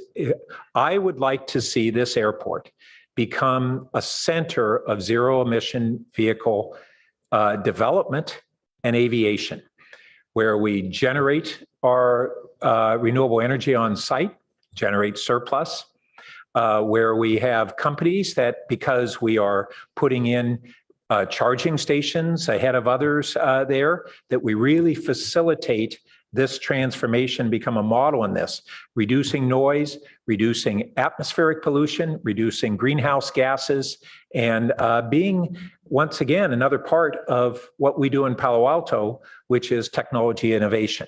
And so I would like to see this master plan fully embrace those concepts, to have internal sustainability to the airport and have it be linked to the city's broader sustainability efforts. And that's kind of the broader overview that I hope we will embrace. Thanks. Well, I just want to, did you have something to say? I just wanted to also add, going back to night flights, right? Is it possible so we wouldn't be able to impose time restrictions, but is there a way to impose higher fees?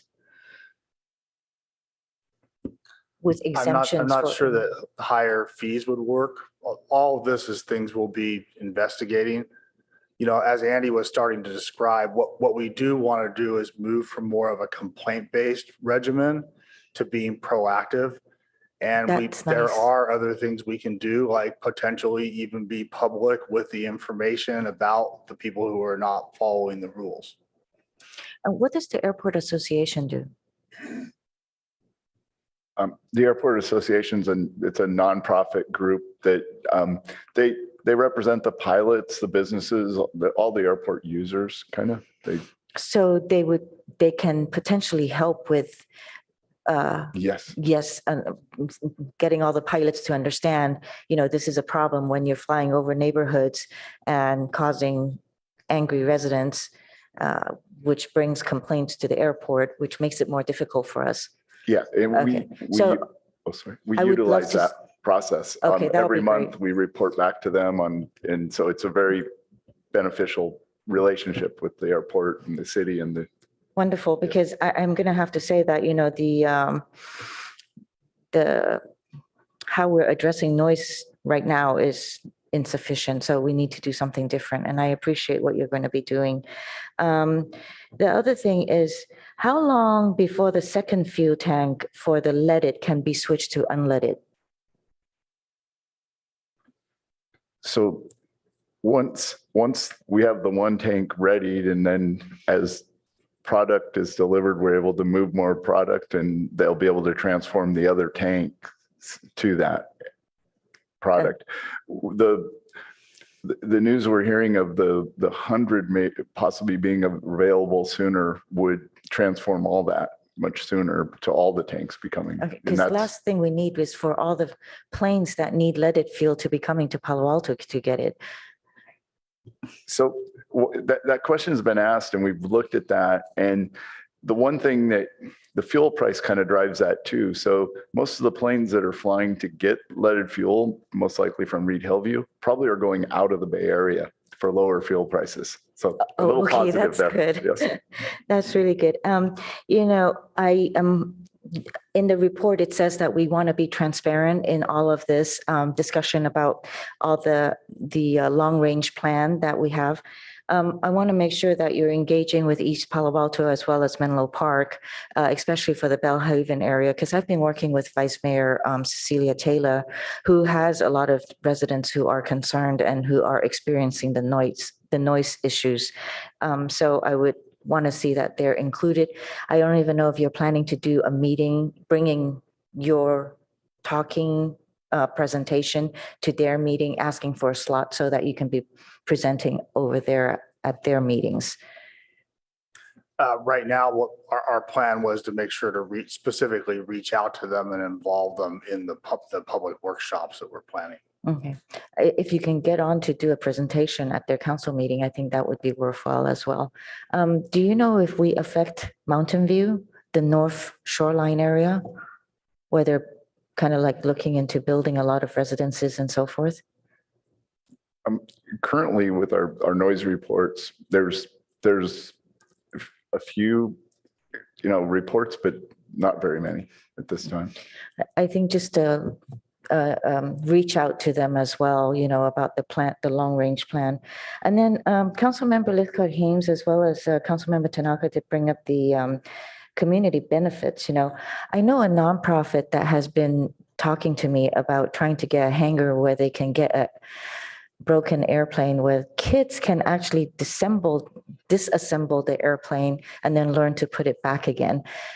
Is that something that any of the flying schools are thinking about as well for mechanics and I know there's been talk about some of the flying clubs and some partnership. A couple of citizens in East Palo Alto have approached some of the flying clubs to partner and bring youth out to the airport and to look and build programs. So right now, hangar space we just don't have the room, but maybe there could be something in the future that could be identified. Great. I know San Carlos Airports has one of these facilities for youth to use their hands with the airplanes, put it back, take it out, put it back.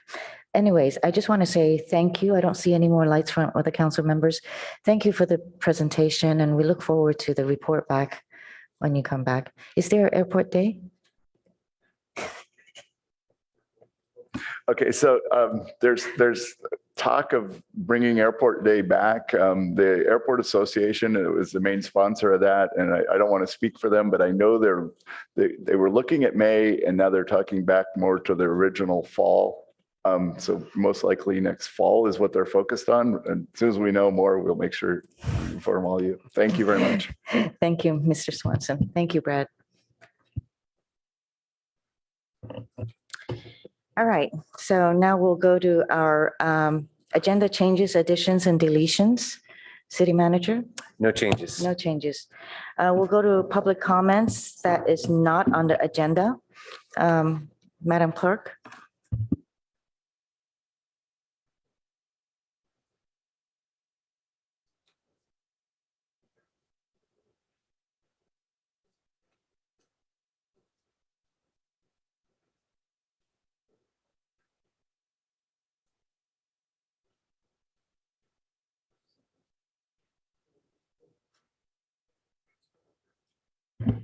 Our first speakers will be Katie Ruff and Julia Zeitlin in the council chamber, followed by Aram James online. Is this a group? They're going to be using just 3 minutes and they wanted to speak together. Is it okay? Yeah, go ahead. Okay. Good evening, council members. I hope you're doing well. I'm Julia Zeitlin. And I'm Katie. And we are co-founders of the Palo Alto Student Climate Coalition, or PASC. And so we at PASC want to officially invite you to our 2023 March and Rally for Climate Justice on April 21st from 4 to 6:30. PASC is organizing a powerful community event with local activists, leaders, and community organizations from all across the Bay Area. And so this event will take place at City Hall, and we would love to ask if the City of Palo Alto would be interested in becoming an official sponsor. And so the event will be an opportunity for community members of all ages to stand up for climate justice and unite cities across the Bay Area with the intention of bringing awareness to the importance and impact of local action. And so PASC is working with organizations from Palo Alto, East Palo Alto, San Jose, Los Altos, and San Francisco to bring cities and leaders together, unified by our dedication to climate action. And let's try to do a mic swap. Okay. And also for the record, we will be serving some delicious free food. We've got bagels, we have pizza, and hopefully lots more too. We also want to take this moment to officially invite not only the Palo Alto City Council members to attend and be part of this powerful community event, but also to invite Mayor Koo, if you'd be willing and available to speak at this event, just to promote intercity collaboration and climate community action. And we also sent an email late last week in case you need more details and stuff like that. Anyways, thank you so much for all of your continued support. I know that we had a lot of momentum from a lot of council members last year and a lot of support from council members just across the past year on all of our efforts. And we'd love to just take the chance to celebrate it and to fight for community action and climate justice in this event this year too. Thank you so much for your time. All right, and our next speaker is Aram James. So I did call the Palo Alto police last week. I believe that I was potentially a victim of a hate crime and vandalism. I sent you all a picture. I've sported so-called provocative bumper stickers on my vehicles for at least the last 20 years. And it's not my driving while black and brown is not a crime. Cops who make stops based on race are criminals that gets vandalized, or give them 5, the 5th Amendment, your right to remain silent, use it or lose it, or my Huey P. Newton bumper sticker, and unarmed people are subject to slavery at any time, Huey P. Newton. Which bumper sticker do you guess keeps getting vandalized over the years? Yeah, that's it. My withdraw all U.S. aid to Israel. These folks, I don't know who they are, but they sure don't respect my First Amendment rights to oppose U.S. policy that funds what I believe, it's my opinion, is a terrorist state. They terrorize the Palestinian people. They kill the Palestinian people. They violate human rights every day. I'll tell you something, though. I would never put my hands on a Jewish flag, an Israeli flag. Anybody who wants to say, I love Israel, a bumper sticker, they're free to do that. But whoever these cowards are that persist in refusing to have a conversation with me and prefer to, scratch out my withdrawal U.S. aid to Israel now bumper sticker, well, guess what? They're just going to have me amplify the message because I've got several more bumper stickers that I'll be putting on shortly so they can come by and do their little cowardly act. What's wrong with you folks that do that kind of thing? Are you afraid of having a conversation on the merits about the terrorist state of Israel, about the war crimes that are being committed against the people of Palestine? Well, if you feel differently than me, hey, let's sit down, stand up, whatever you want to do, and talk the thing out. But I am really tired of people coming up and doing this kind of what I believe is potentially a hate crime and vandalism on my bumper sticker opposing U.S. policy, sending billions and billions of dollars to a terrorist state in the Middle East.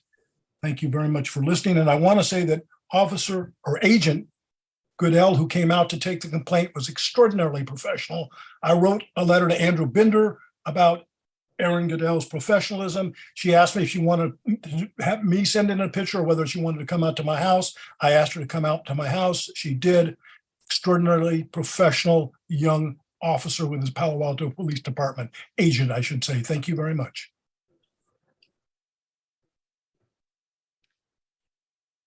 All right, our next speaker is Phoebe Mota Judges.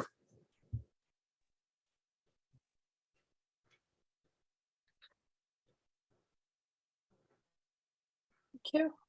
Can you hear me? Yes, we can. Okay. Good evening, council members. My name is Phoebe Mota Judges. I hope you are doing well. I'm here today as a representative of the Palo Alto Student Climate Coalition, or PASC. I joined PASC after seeing more up close the devastating effects of the increasingly unpredictable weather through the storms and flooding here in California earlier this year. Recently, Palo Alto residents, along with people across California and other parts of the country, have seen a huge increase in their gas utility bills. According to Kennedy Shaner from Palo Alto Online, some residents have seen as much as a 2 to 3 times increase in their gas bills.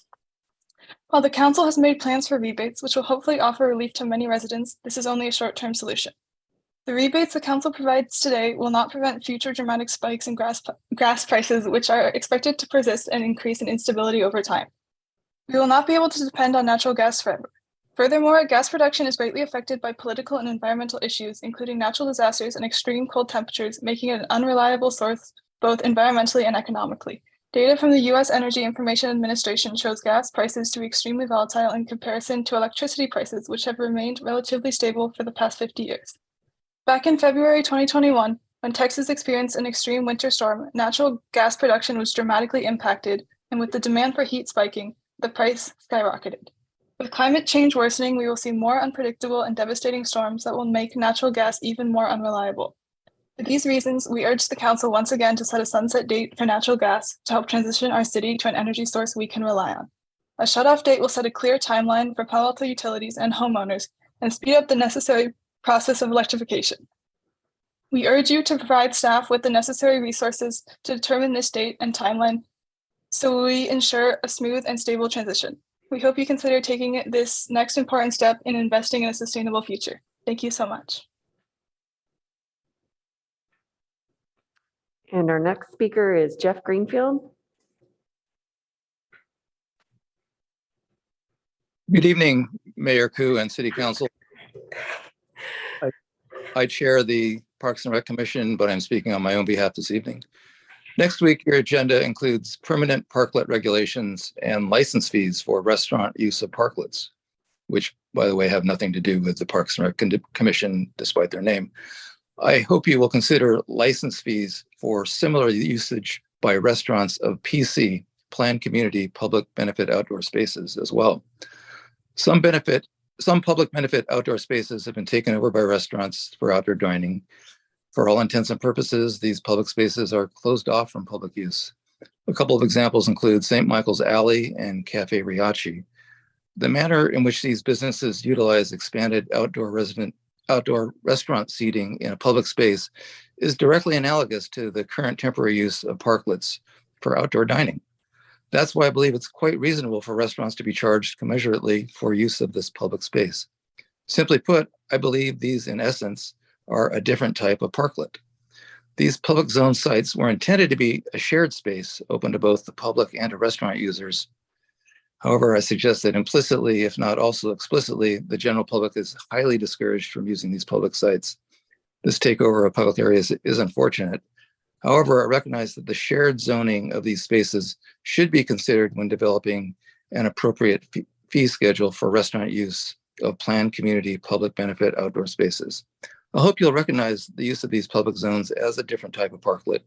I'm raising this issue tonight in hopes that you may direct staff to provide you the information you need to properly consider including this next week within the forthcoming permanent parklet regulations, which I support. Thanks for your consideration and your service to our community. And that's our last request to speak, Madam Mayor. Thank you. City Manager, is there a way for you to gather a list of the PCs that has public benefits and include it? I will need to work with staff to see how easily we can accomplish that. Thank you. Okay, we'll move to consent calendar items. Any public comments?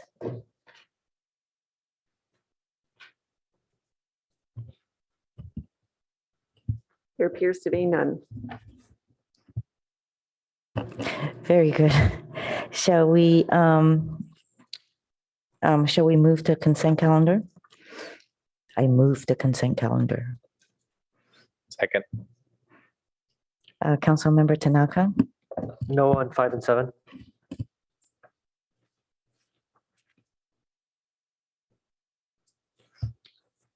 Okay, so I moved the consent calendar. Vice Mayor Stone seconded. Councilmember Tanaka registered a no vote on 5 and 7. Shall we take a vote? Yes, shall we take a vote, please? Oh. Okay.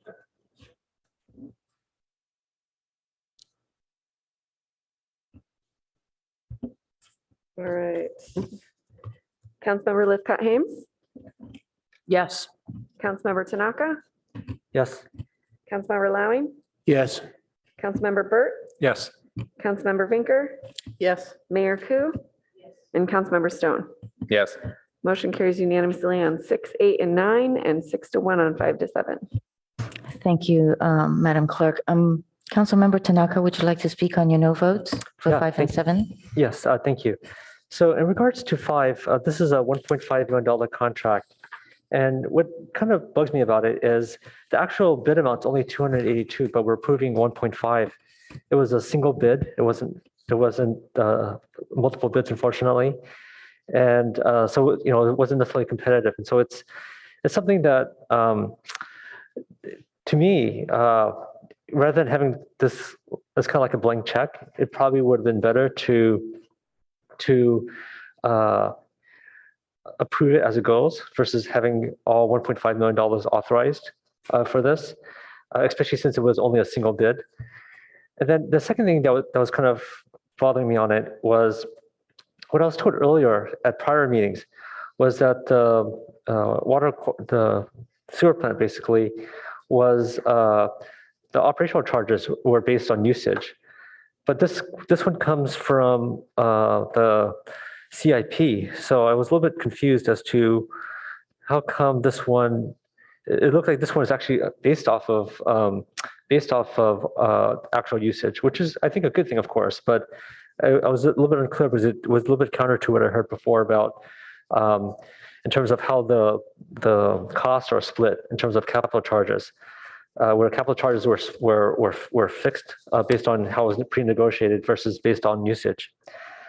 And then on 7, well, first of all, I think 7, we definitely should be getting these meters. So I think I'm not opposed to that. I think we want to do this stuff wirelessly or automatically, so that reading the meters automatically makes a lot of sense to me. The one problem I had with 7 though is we bought meters, and this thing says this is a purchase order for additional meters. So it's not the first meter we bought. And in fact, in the staff report, it talks about how staff did testing with these meters and against other meters. But the thing that bothers me about some of these staff reports is that it doesn't include how much it cost when we bought it before. And for us as council members, it's really hard for us to know whether we're getting a good price for the city or not if we don't have much of a reference point. And so to me, it would have been good to have, since we bought them before, we tested them out, for us to know how much do we pay for these Badger meters before, since we actually tested them and we have them, and this is an additional purchase. And that would have put my mind at ease in terms of at least we have a reference point. We know whether we're getting a good deal or not. That's all I had. Thank you. Thank you. Now we go to city manager comments. Thank you. Let's see if I could get the city clerk's assistance in pulling up the slides. Appreciate that. Also, just do want to note on the consent calendar that appreciate and the comments that Councilmember Tanaka made. Would note that in response to his questions, our staff did respond to the issues raised on item number 5. On item number 7, those were new questions, and if per the council's procedure, those questions had been asked prior to the meeting, we could have provided a response as a part of the council's packet. If we could proceed, I just have a few items here primarily related to upcoming events for community awareness. First off, hopefully on everyone's calendar, we've got the Mayor's State of the City address coming up on Wednesday, March 22nd at the Palo Alto Arts Center, 6 p.m.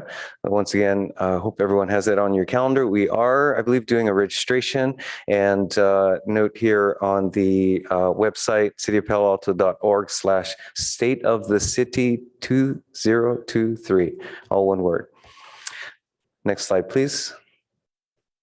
Also, again, coming up, a few opportunities for community engagement here related to the Bulwer Park improvements and specifically public art to be included at the site. There's a Zoom event coming up this Wednesday at 5 p.m. With the artists, Urban Rock Design. So folks interested in this item are welcome to participate virtually. Make it convenient for hopefully anyone who is interested in participating. Next slide, please. Then always eagerly anticipated Enjoy catalog is out. Hopefully everyone received it, and that we are starting registration for the spring classes this Thursday at 8:30 a.m. It's amazing how these dates are like Taylor Swift tickets or what have you, that they do seem to be eagerly anticipated and on folks' calendars, and so the signups go very quickly once that gate is open. So would note that we've got youth soccer classes as well as adult appreciate Chinese art through calligraphy as a couple of new offerings that staff asked me to highlight for council and community awareness. Again, this is available on our website, cityofpaloalto.org/enjoy catalog. Next slide, please. Then also coming up this week on Thursday, this is a rescheduled meeting of the San Francisco Creek Joint Powers Authority, where they will be holding a study session related to the ongoing work related to Reach 2, the section between Highway 101 and Middlefield Road. This is a rescheduled meeting that was previously postponed due to power outages, and so again has been rescheduled for this Thursday at 3:30 p.m. We are also we had scheduled a neighborhood meeting that would follow that meeting. We're still looking for a new date for that neighborhood meeting previously scheduled at Duveneck Elementary. We're going to need to find another date given this date has just been settled, and also we are anticipating some weather in the upcoming week, and so we are having staff focused on those preparations and follow up as needed. So again, this coming Thursday at 3:30 p.m. opportunity to get up to date on the Reach 2 project at San Francisco Creek. Next slide, please. Also coming up this Thursday at 6 p.m., a community workshop to have additional information available with respect to automated license plate recognition technology. This will be coming back to the City Council for further discussion and potential action on April 3rd. So prior to that upcoming council item, we did want to provide one more opportunity for community discussion and feedback. Next slide, please.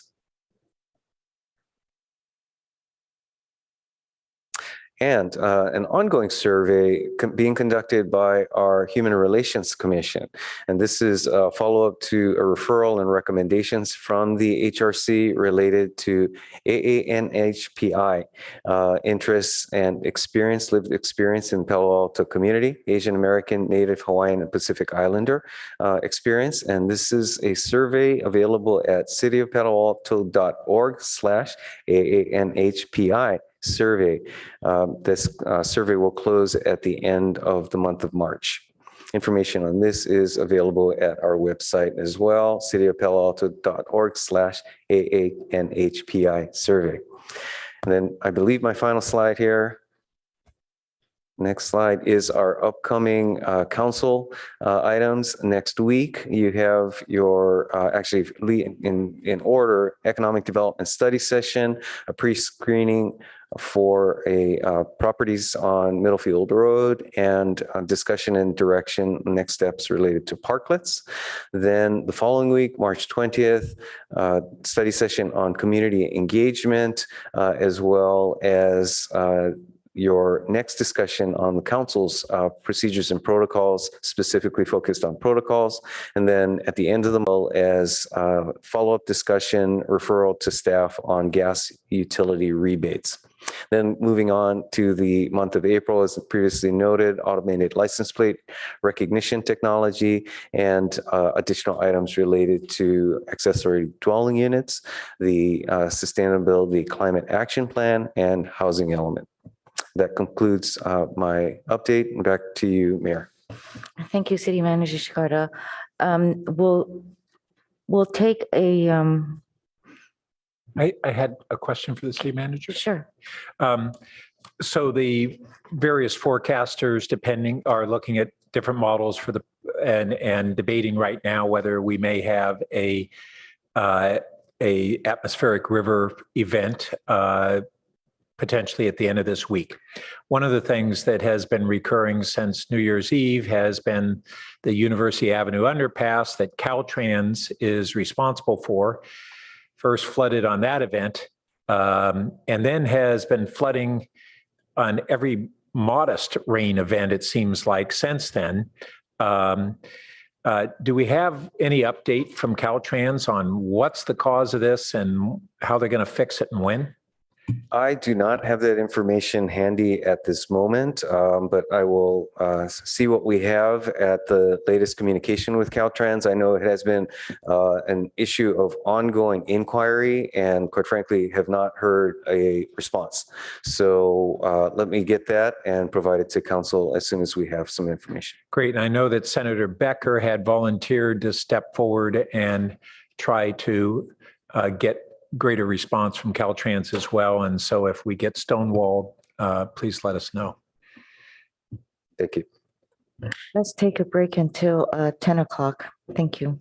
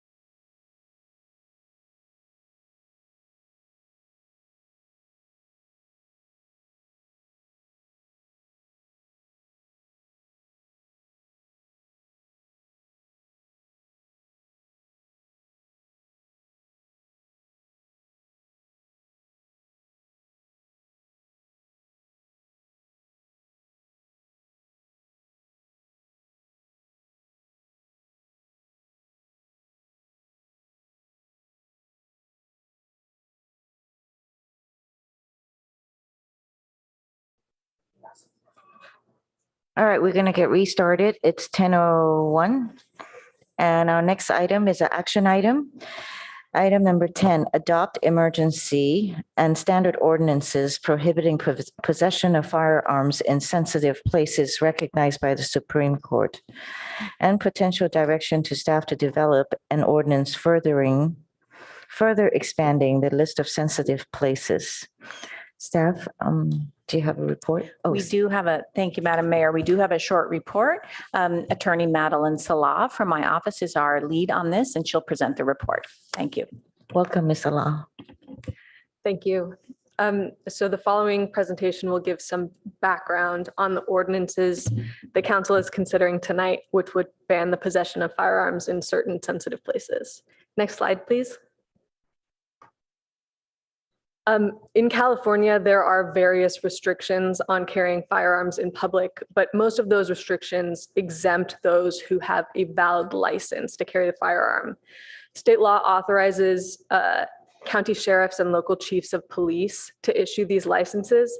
And in Santa Clara County, we're really only talking about licenses to carry a concealed firearm. Only in counties with a population of fewer than 200,000 people are open carry permits available. So until recently, state law required applicants for a concealed carry permit to demonstrate good cause. And in this context, good cause means a special need distinguishable from that of the general public, as well as good moral character, residency in the city or county that they're applying in, and they had to have completed a course of safety training and passed a background check. Next slide, please. This past summer, the US Supreme Court decided the case of New York State Rifle and Pistol Association versus Bruin. That case was a challenge to the proper cause requirement in New York State's concealed carry permitting scheme. And a proper cause in New York was analogous to good cause in California. The Supreme Court in Bruin did two things. The first was that it invalidated New York's proper cause requirement. It held that requiring applicants to demonstrate a special need for the permit validated their Second and 14th Amendment rights. And so under that holding in Bruin, California can no longer enforce its good cause requirement for concealed carry permits. And one consequence of that we foresee is that there may be an increase in the number of concealed carry permits in circulation in California. The second thing that Bruin did was it set out an entirely new standard for courts adjudicating Second Amendment challenges. Before Bruin, courts considering Second Amendment challenges to gun regulations would consider things like the strength of the government's interest in having the regulation in place, how closely the regulation cuts to the heart of the Second Amendment. Now, under Bruin, courts ask, does the Second Amendment's plain text apply to the conduct being regulated? And if it does, the regulation is unconstitutional unless the government can show that it is consistent with the nation's historical tradition of firearm regulation. And the government can show that by producing a body of laws that are relevantly similar to the one that it's trying to defend, that were in place at the relevant historical time. And the court has left open the question of whether that's the time of the founding when the Second Amendment was ratified or the time of Reconstruction when it was incorporated against the states. Next slide, please. So even under Bruin, the Supreme Court has acknowledged that banning firearms in certain sensitive places can be done consistently with the Second Amendment. And this sensitive places doctrine comes from the case of District of Columbia v. Heller. That's a case in which the court invalidated DC's handgun ban and solidified the conception of the Second Amendment right as an individual one, disconnected from any requirement of service in a militia.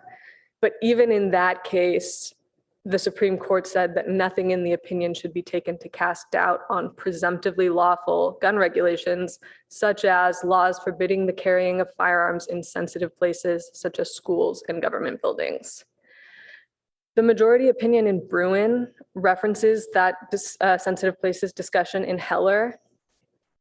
And that opinion said that although the historical record yields relatively few 18th and 19th century sensitive places where weapons were prohibited, and the court named legislative assemblies, polling places, and courthouses, the court says we are also aware of no disputes regarding the lawfulness of such regulations, and we therefore can assume it's settled that these locations were sensitive places where arms carrying could be prohibited, consistent with the Second Amendment. And the court went on to say that courts can use analogies to these historical regulations of sensitive places to determine that modern regulations prohibiting the carrying of firearms in new and analogous sensitive places are constitutionally permissible. Next slide, please. So in response to the Supreme Court invalidating New York's proper cause requirement in Bruin, jurisdictions with similar requirements enacted replacement legislation where they eliminated those now unconstitutional requirements and augmented other aspects of their firearms regulation schemes. New York and New Jersey both did this, and one way that they did it was by enacting long lists of sensitive places where the carrying of firearms was prohibited, even for those who had a valid permit. Both of those statutes were immediately challenged in court. And federal district courts in both New York and New Jersey have held that many of the sensitive places named in those state statutes failed the Bruin test. Those cases are still in the early stages of litigation, but from what we can see so far, these courts have interpreted the sensitive places language in Bruin narrowly and are reluctant to expand the sensitive places doctrine using Bruin's analogical reasoning beyond the list of sensitive places that the Supreme Court has already named. In California, the state legislature last session considered SB 918, which would have, among other things, eliminated the good cause requirement for concealed carry permits and established a list of sensitive places that included all the places that we are considering here tonight, but also many others, including public transportation, hospitals, casinos, amusement parks, and many more. SB 918 contained an urgency clause. And what that means is that the law would have gone into effect immediately upon its passage, but the urgency clause triggers a supermajority requirement. And so SB 918 fell very narrowly short of the required supermajority. It did not pass. The bill has been reintroduced this session as SB 2, and it currently does not contain an urgency provision. So if that passes as a standard ordinance, it will go, a standard statute, it will go into effect January 1st of 2024. However, if it passes, opponents have already indicated that they intend to challenge it in court. And lastly, our neighbors in Sunnyvale have recently enacted a sensitive places ordinance. Theirs includes those places that the Supreme Court has named and a few others. So theirs includes government property, places of worship, public transit, and an area within 1,000 feet of schools, childcare facilities, parks, and polling places. And Sunnyvale's ordinance has not yet seen legal challenge.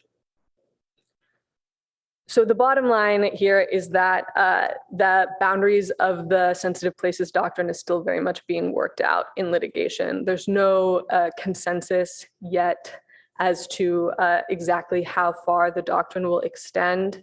But from what we have seen so far, courts have been hesitant to use the analogical reasoning of Bruin to expand the list of sensitive places beyond those the Supreme Court has named. Next slide, please. So with that in mind, if council would like to take action on this tonight, the proposed ordinances would cover those sensitive places that the Supreme Court has explicitly recognized. So that's schools, government buildings, and polling places. And if council is interested in adopting a more expansive list of sensitive places, staff's recommendation is that council direct us to continue monitoring ongoing litigation and work with council ad hoc committee to develop that more expansive list. This would allow staff to communicate directly with the ad hoc committee as the legal landscape develops. Next slide, please.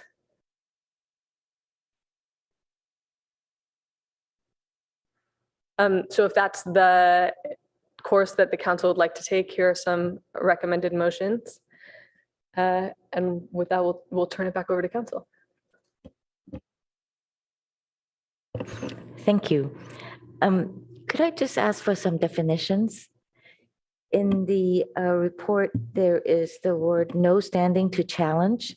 I get confused. So can you just tell me what it is?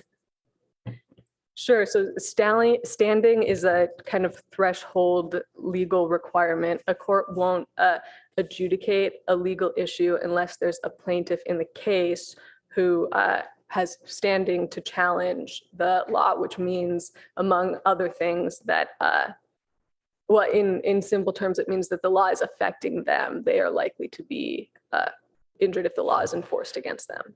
How about enjoined? Enjoined means the court has said that the law cannot be enforced as it's currently written. And on that note, I should say that in New York, we have several district court cases enjoining various provisions of the state law. But during the course of the appeal that has been filed, the Second Circuit has stayed that injunction, meaning that currently New York can enforce its law as written. Thank you.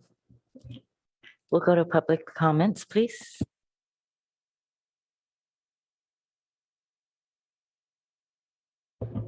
Our first speaker is Stacy Ashland here in the chamber.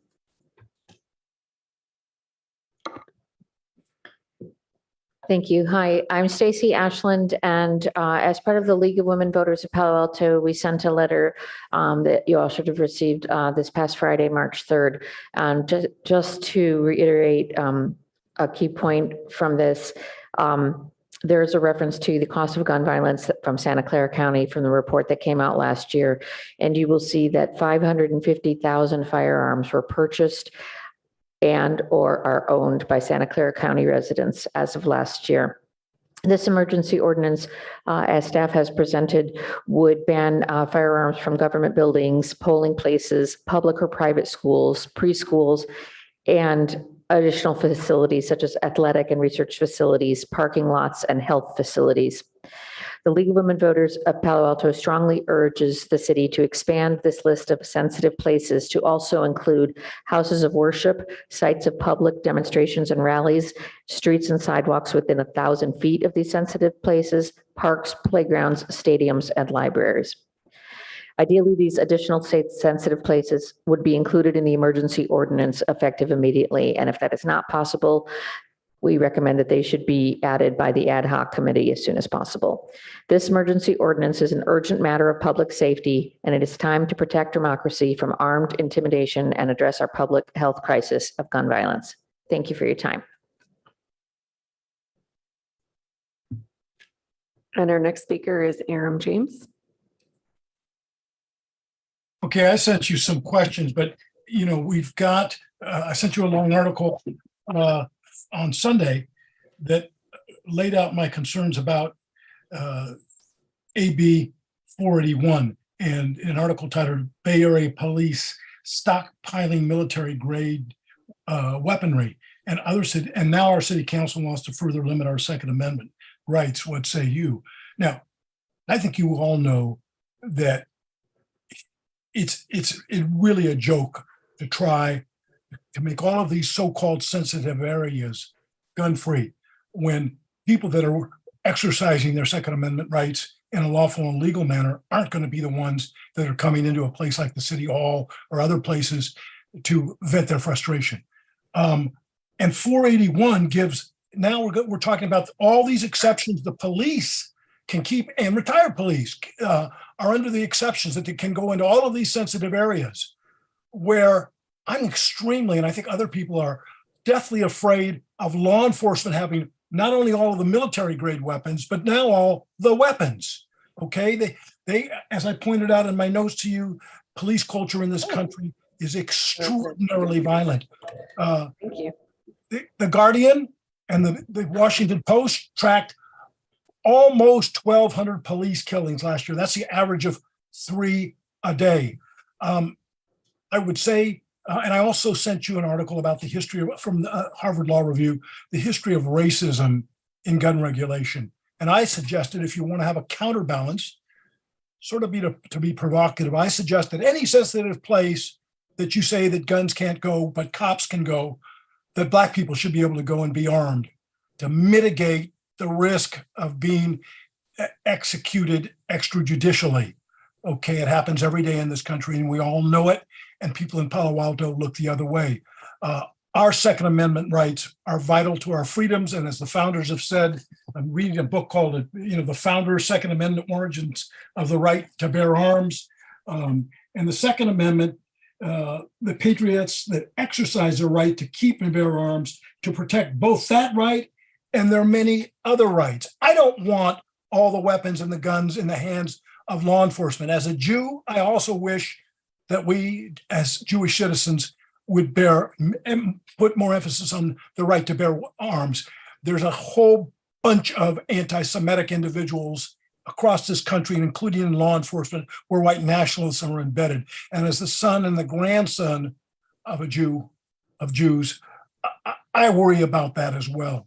So don't do this lightly. Don't take away our Second Amendment rights. And certainly where most of this is going to be challenged constitutionally and overturned. Thank you for the time. That's our last request to speak. Thank you. Bring it back to council. Vice Mayor Stone.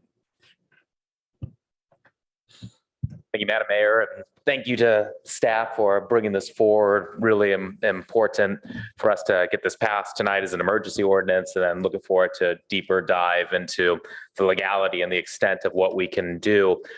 So I'm interested, so clearly seems like we're getting a pretty developed kind of early stages, but of some precedent here on, at least on sensitive areas. Is staff aware, though, of subsequent legal challenges to other laws that are really kind of key in California, like background checks and safety training requirements for firearm applications?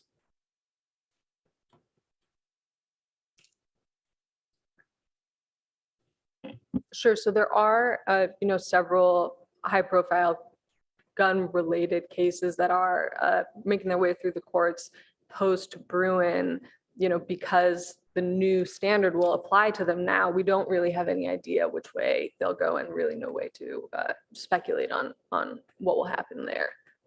Again, and I found interesting and disturbing your definition of historical tradition. I mean, vague at best, but it seemed like what you were saying is that the latest that a tradition will go is like, or maybe the earliest that the court will accept is Reconstruction. So the court explicitly left this question open, but the two potentially relevant historical periods are the period of the founding, when the Second Amendment was ratified. So there we're talking about 1791. The kind of outer bounds on the other edge is 1868, which is when the Second Amendment was incorporated against the states. So Reconstruction there. Okay, glad we have a very contemporary Supreme Court. So yeah, I guess, if courts are testing that these regulations and that they have to be consistent with the nation's historical tradition of firearm regulations, I guess it gives me further concern on a lot of these other restrictions on gun ownership. I mean, I did a little bit of research and not quite understanding where that historical tradition was going to begin. But I mean, restrictions on gun ownership doesn't seem like it began to occur until shortly after the Civil War. So right there at the Reconstruction phase, but licensing requirements didn't happen until the Federal Firearms Act of 1938. Then took a little while until we had the horrific epidemic of violent assassinations in the 1960s, where we got the Gun Control Act of 1968. But then background checks weren't even required until the Brady Handgun Violence Prevention Act of 1993. And so the history on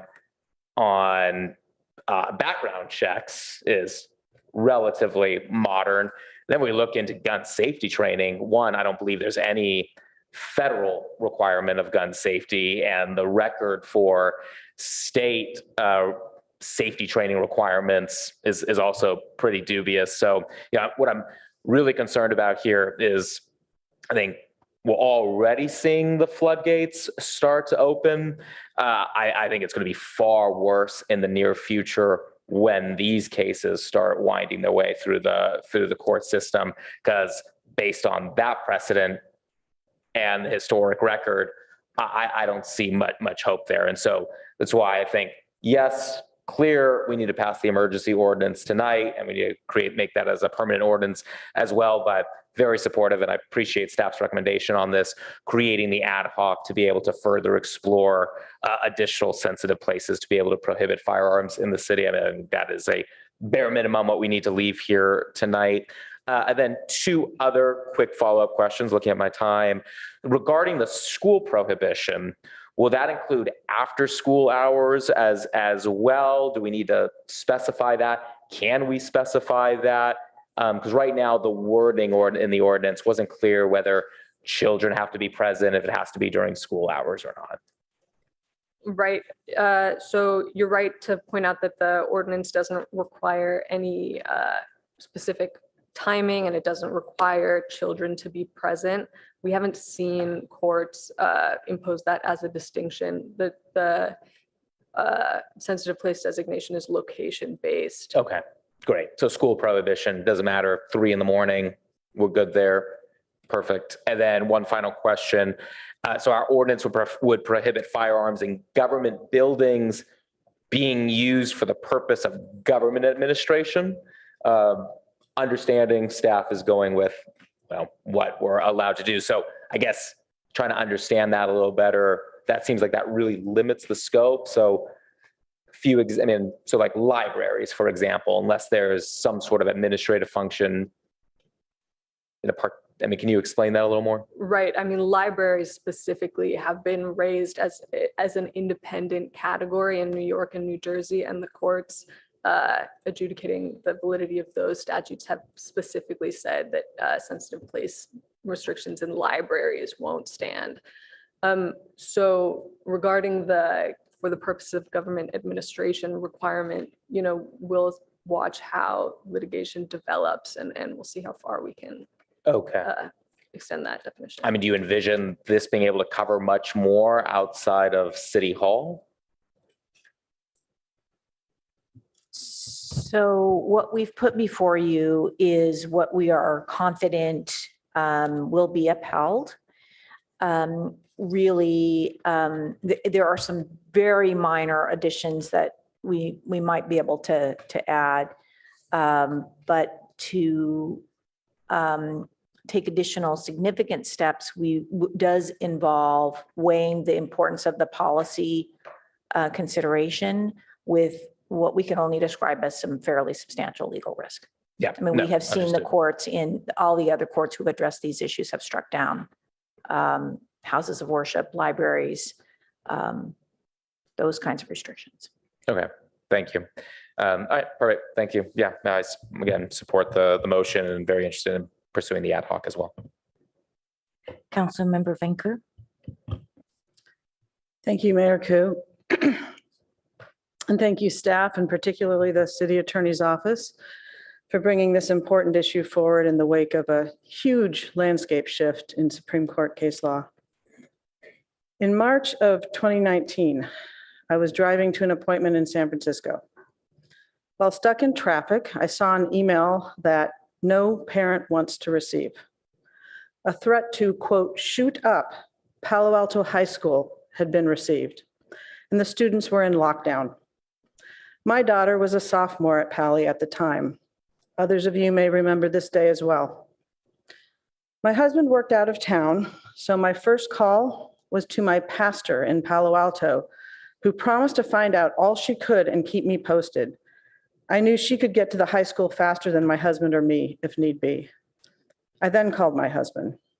I then called a friend on the board of the Brady campaign against gun violence.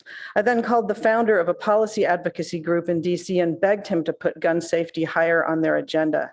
I felt I had to do something, but there was really nothing I could do to protect my daughter in that moment. My daughter was hiding with others in a girl's bathroom and texting her sister in North Carolina, who was calling us with updates. We all told each other, "I love you," and waited for a nerve-wracking hour. It felt like forever. And then we learned it was a hoax. I've never felt such relief. All that and not one shot was fired. I was terrified and horrified, and there was never even a weapon on campus. I tried to imagine how I would have felt if it was real and if students were injured or, God forbid, killed. I tried to imagine if that were my daughter, and I couldn't. It was just too big. As the League of Women Voters said in their letter to council, quote, "It's time to address our public health crisis of gun violence." I hope we spend very little time debating this tonight. I hope we pass unanimously both the emergency and standard ordinances that prohibit firearms in schools, polling places, and government buildings in Palo Alto. Unfortunately, as we've heard very eloquently from the city attorney's staff, the Supreme Court's recent Bruin decision and all of the decisions in its wake are highly, and in my opinion, overly restrictive on what firearm prohibitions are constitutional. Other than the spaces identified in our proposed ordinances, it puts the burden on us to find historical evidence of consistent regulations or responses to societal problems that existed more than 150 years ago. In my opinion, this jurisprudence is misguided and based on faulty reasoning, but it has been consistently followed in every court across the country that has considered what qualifies as a sensitive place where we can prohibit firearms. This has led to some very bizarre results. Because there were historic prohibitions in schools that protected children, one court granted the sole extension to extend the prohibition to playgrounds, but not to parks. Can anyone tell me when exactly a playground becomes a park? Or why it makes sense that someone pushing a swing in the play area of Rinconada Park must be unarmed, but the minute they walk out of that area, they can have their gun with them, say at a picnic table? But that is where we find ourselves today. Courts have uniformly struck down, as you have heard, the laws prohibiting firearms in parks, zoos, libraries, places of worship, and more. Despite this, the State Senate Bill 2 proposes to limit firearms in a broader range of places. If passed, it will almost assuredly result in a tough litigation path given current jurisprudence. I've practiced in federal courts for 35 years, and the state of the law in this area is not a mixed bag. It is not a split between circuits. It's a solid wall, a wall without chinks in it as of today.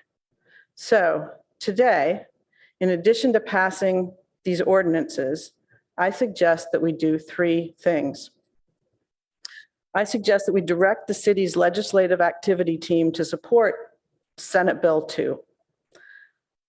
I suggest that we direct the mayor to designate an ad hoc council committee to evaluate legal risks and options as case law evolves, and to make recommendations to council from time to time regarding additional sensitive places where the city can prohibit firearms. And I also would like to direct staff to return with a draft resolution so that we can speak out, stating that the city of Palo Alto is deeply concerned for the safety of its residents, given the epidemic of gun violence in our county, state, and country. And, but for recent Supreme Court and other court decisions, the city of Palo Alto would prohibit firearms in a broader range of places. And that we as a city call on state and federal officials to do all that they can to address this issue. I've sent the clerk the text of a motion providing for what I just described, and I stand ready to make that motion at the appropriate time. Thank you, Madam Mayor. No. Okay. All right. Well, I would move, Leslie, if you could, or Madam Clerk, if you could put on the screen. Yeah, you can still do it. Yeah, so I move that we do adopt the emergency ordinance that's been placed before us that prohibits the carrying of firearms in sensitive places recognized by the Supreme Court, that we adopt a standard ordinance prohibiting the carrying of firearms, that we direct staff to return with a draft resolution stating the things that I mentioned before, that the city of Palo Alto is deeply concerned for the safety of its residents. And that, but for the recent Supreme Court and other court decisions that reduce the city's ability to ban firearms more broadly, the city would prohibit firearms in a broader range of places. And that we call on state and federal officials to do all that they can to address this issue and broaden the list of sensitive places. Direct the legislative activity to support SB 2 and designate the ad hoc council that we've described. And of course, adopt the determination that it's exempt under CEQA. Do we have a second? I'll second. So Councilmember Finker moves, second by Vice Mayor Stone. Would you like to speak to your motion? I don't need to speak further at this time. Thank you. Would Vice Mayor Stone like to speak to the motion? I appreciate Councilmember Vinker going a little further tonight with regards to a greater emphasis on the city's advocacy at the state level to try to do more beyond our own reach, and appreciate her sharing the horrific story of her daughter and that experience. I was teaching at Pally that day and was in lockdown with a group of students, and just absolutely terrifying. And I remember it took me about a year or two to not every time the loudspeaker went on to not go back immediately to that moment. And there are children and teachers and staff across the country who are dealing with that, not only in classrooms, but also in administrative buildings and elsewhere around. And we've experienced those tragedies here in Santa Clara County too. So of course, we're not going to be able to fix that, but hoping we can do our own little part here. And as we've talked about in other areas of climate change and countless others, what Palo Alto does tends to be able to reverberate across the country, and maybe we can be leaders on some of these. So appreciate this motion. Councilmember Lithcott-Haynes. Thank you, Madam Mayor. I want to also thank my colleague, Councilmember Vinker, for sharing that story. Also want to thank our community member, Stacey Ashland, for coming and speaking on behalf of the League of Women Voters. Stacey has also been a leader in trying to get the Palo Alto Unified School District to take action to reduce the risk of gun violence in our community. I am in complete agreement that we need to adopt the emergency ordinance and the standard ordinance. I did have one suggested amendment that I'd like to offer, which is I was concerned that the language of the ordinance in section 3C1 refers to a sensitive place being any building owned by or under the control of the city government. I just found myself wondering, why is it limited to city government buildings when we do have other buildings in the city operated, owned by other levels of government? So I would like to see any government, any building owned by or under the control of government or government at all levels be included. I'm in section 3. See the definition of sensitive place, the very first one, limits to capital C, city government. And I do believe it is the case, although our city attorney can confirm that there are buildings here in our city that are owned and operated or by other units of government. There are, and Councilmember Lithcott-Haynes is correct that government buildings owned by other bodies, other governmental bodies, do fit into the bucket of permissible regulation. We didn't include them because of just logistically, we hadn't done a thorough look and work with city staff to sort of know exactly what that is and how many of those agencies we need to talk to and reach out and all of that. But that can be done. And I got a chance to talk briefly with Councilmember Lithcott-Haynes before the meeting about this discussion about this issue. City of Sunnyvale did grapple with this as well. And so you'll see on packet page 77 is their language. And what they decided to adopt is that the restriction would be on city property and any building that's owned or leased by a public entity other than the city, where the public entity that owns or leases the property has duly authorized the city to enforce this prohibition. So that way we authorize the restriction, but we don't force it on another public entity that we haven't spoken to. And so then what we would do is then follow up and speak to the VA, other agencies that own or lease property within the city and check with them if they wish to be included. So what I would suggest on that is if that amendment is something that the maker and seconder are interested in adding, is that we add that to the standard ordinance on the second reading. So we can go ahead and go forward with the first reading tonight, assuming council is supportive. And then when it comes back on consent, we'll add that language in the second reading. Thank you. That would be wonderful. I'm done. Thanks. It's fine with me.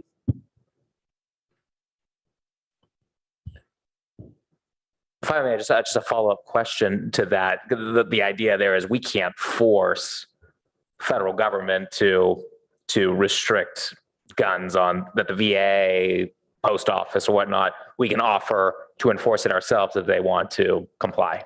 That's correct. Okay, thanks. Yeah, that's fine. Do you need the language in there or not necessarily? So Madam Clerk, I think what I would do is, I don't know exactly where it goes. It could go anywhere really.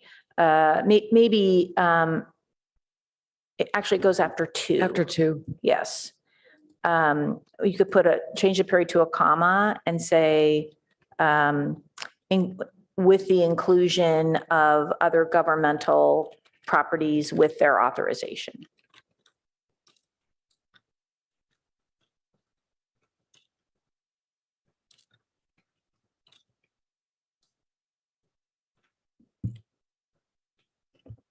Okay, Councilmember Burt. Yeah, so thanks for the motion. The one thing that I think we may want to reconsider is 5 in this creation of an ad hoc.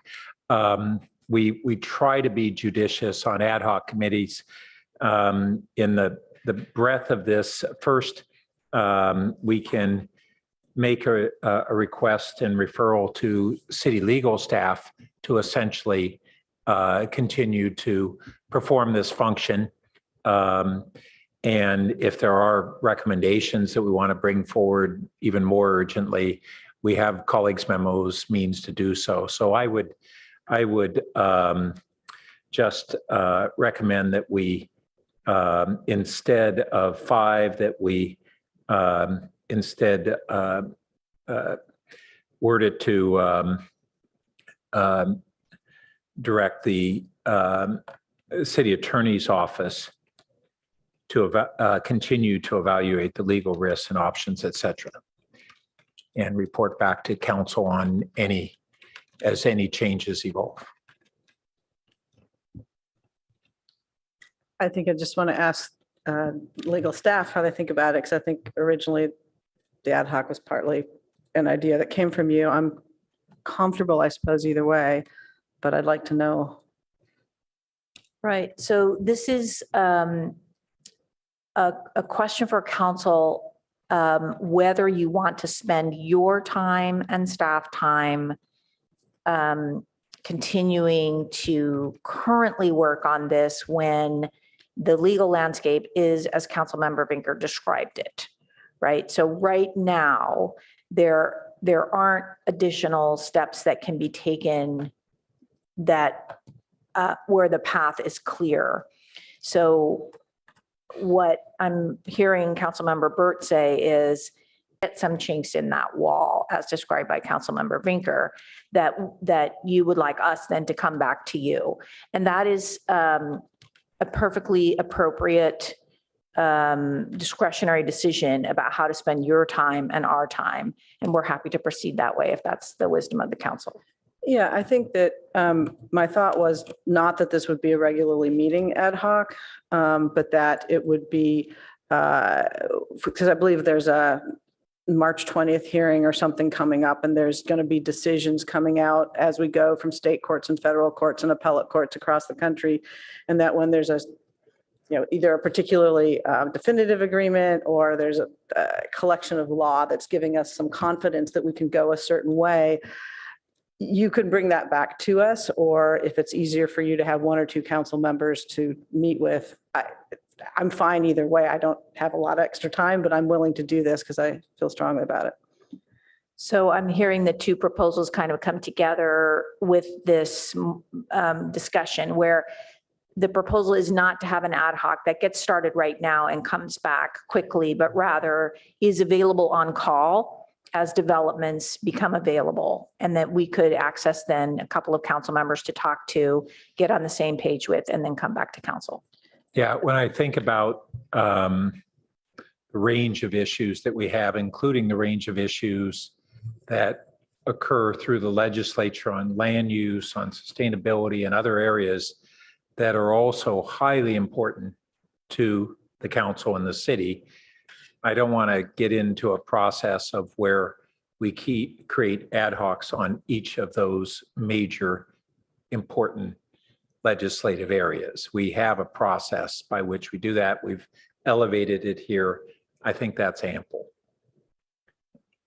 Okay, yeah, I mean, just to clarify, my intent all along was, that's why I put in from time to time, was just that we would do it as necessary. But if the city attorney's office and staff is willing to take that on and bring it to us, and I assume if we see case law and can bring it to you and say, we'd like you to analyze this and tell us what you think, I'm happy to go that way. I think that works also. Okay. So I have a tongue-in-cheek question.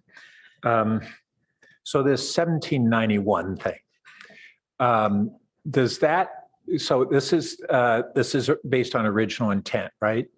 So does that only apply to muskets that are front-loading with black powder, or beyond that? You know, you have to take that one up with us. Yeah, you'll look into that for me? Yeah. Yeah, okay.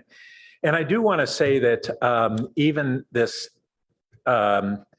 definition of sensitive areas, I struggle with how narrow it has been defined. And I'll just say that an example is about 20 years ago when I was in Austin area and on business, I went to lunch with a local who I'll just say was a bit more conservative than me. And we were in his pickup truck, and we went to one of the leading barbecues, giant 400-person barbecue in the area. And he said, we were meeting other people there, and he said, I usually boycott this place. And as we're walking in, I go, okay, I'm looking for the punchline. He said, well, you see the sign. And it's got to leave your firearms at the door. And even in Texas, at a big barbecue, you got to leave your firearms at the door. And then it made me even reflect on, Wild West saloons often required you to leave your firearms at the door. And yet today, that's in doubt. So I'll leave it on that note. I just want to make sure that your number 5. We need to So that- revise number 5. So could it say something like, direct the city attorney to monitor the evolution of case law, to evaluate, and then it could, and then delete mayor to designate on how council committee to evaluate. Okay. To monitor the evaluation of case law and evaluate legal risks and options. And after options, delete up until the paragraph, the comma. Delete where? Yeah, from exactly where your cursor is, just delete up until you get to the comma. So confidentially, right before after legal risks and options, leave options and delete confidentially with staff as case law evolves, because they are the staff. And make recommendations to council from time to time regarding that. Does that work? It does. You'll want to check with your seconder. Yes. I just want to make sure. That's fine.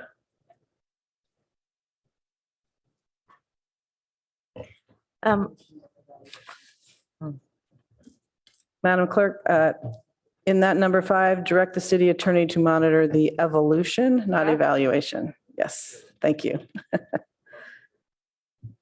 Evolution. I just have a question. For Mountain View, they said city properties, right? So it would be specific to where administrative work is being done, or is it broad that it could include parks and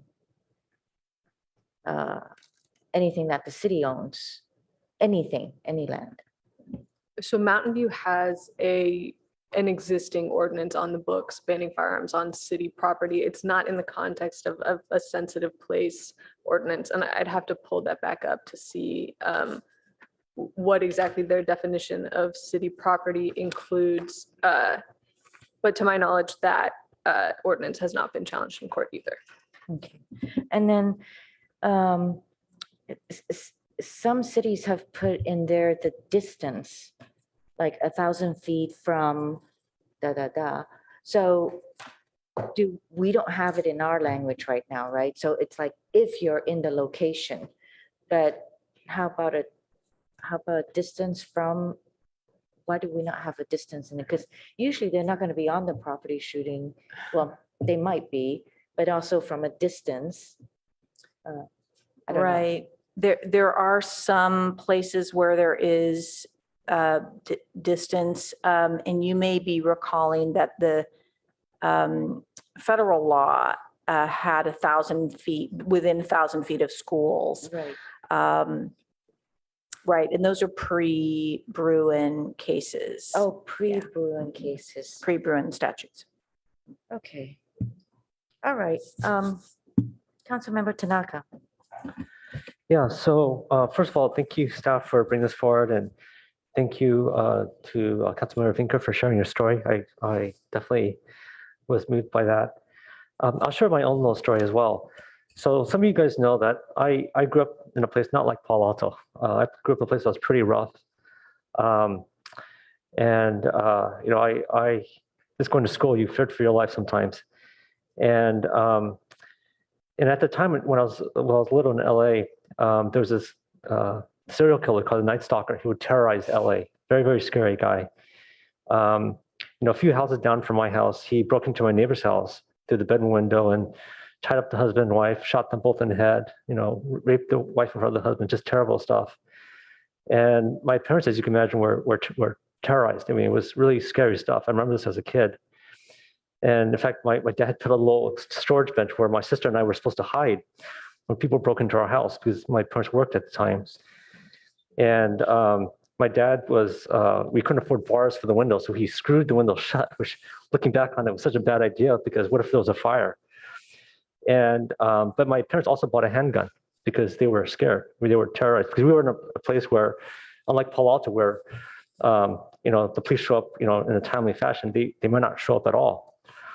And so my parents got a handgun because of this, because frankly everyone was terrified.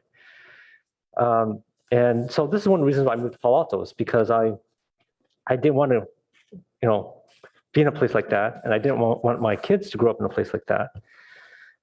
So I kind of understand the kind of drive for this, but the thing I also want to kind of understand is because I think a lot of people that are committing these crimes aren't people who went through the screening process of the concealed carry weapon permit, right? I think a lot of people, I don't remember, but I don't think Richard Ramirez bothered to get a permit for the gun. I could be wrong, but I don't know.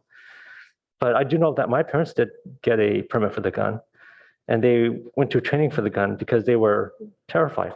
I mean, just frankly terrified. And so I looked at the staff report. I didn't see a lot of stats here, right? So how many gun incidents have there been in Palo Alto? Is there any stats on it? Because I didn't see that in the staff report.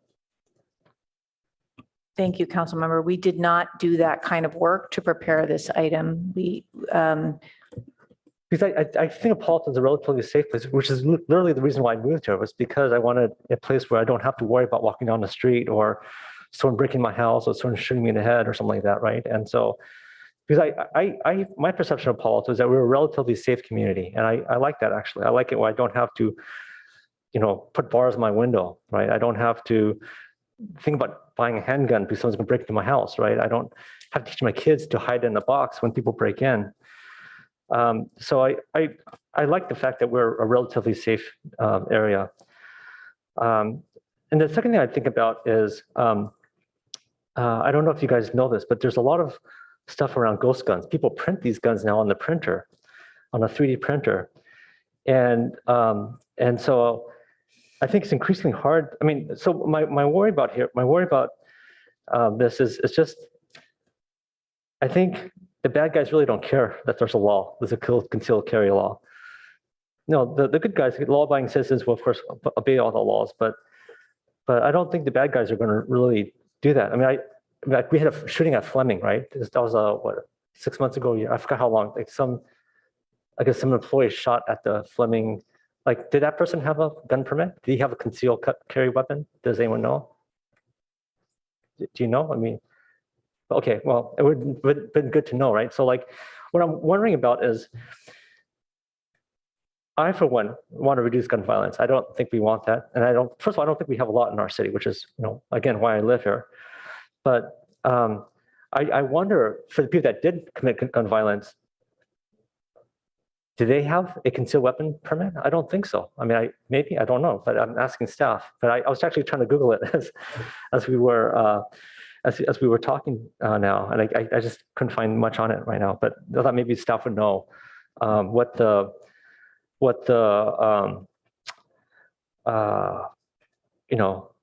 because if a bunch of people who got these concealed weapon permits are going into public places and shooting a bunch of people, then this probably makes a lot of sense. But if it's like like Richard Ramirez, who's going in and shooting people in the head, I don't think he got a permit for anything, right? I think he just, so I don't know though. I couldn't find the data on it, but that's something I would like to know.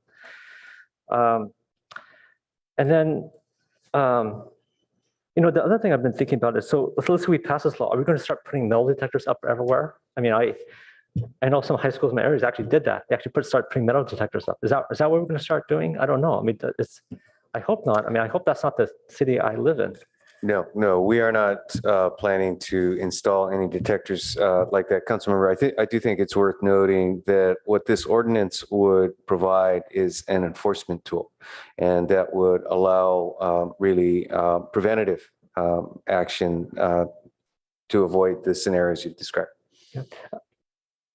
So anyways, I guess I was just a little bit, I was hoping that there actually would have been some data in here showing why we need to do this, like it's such an urgent issue.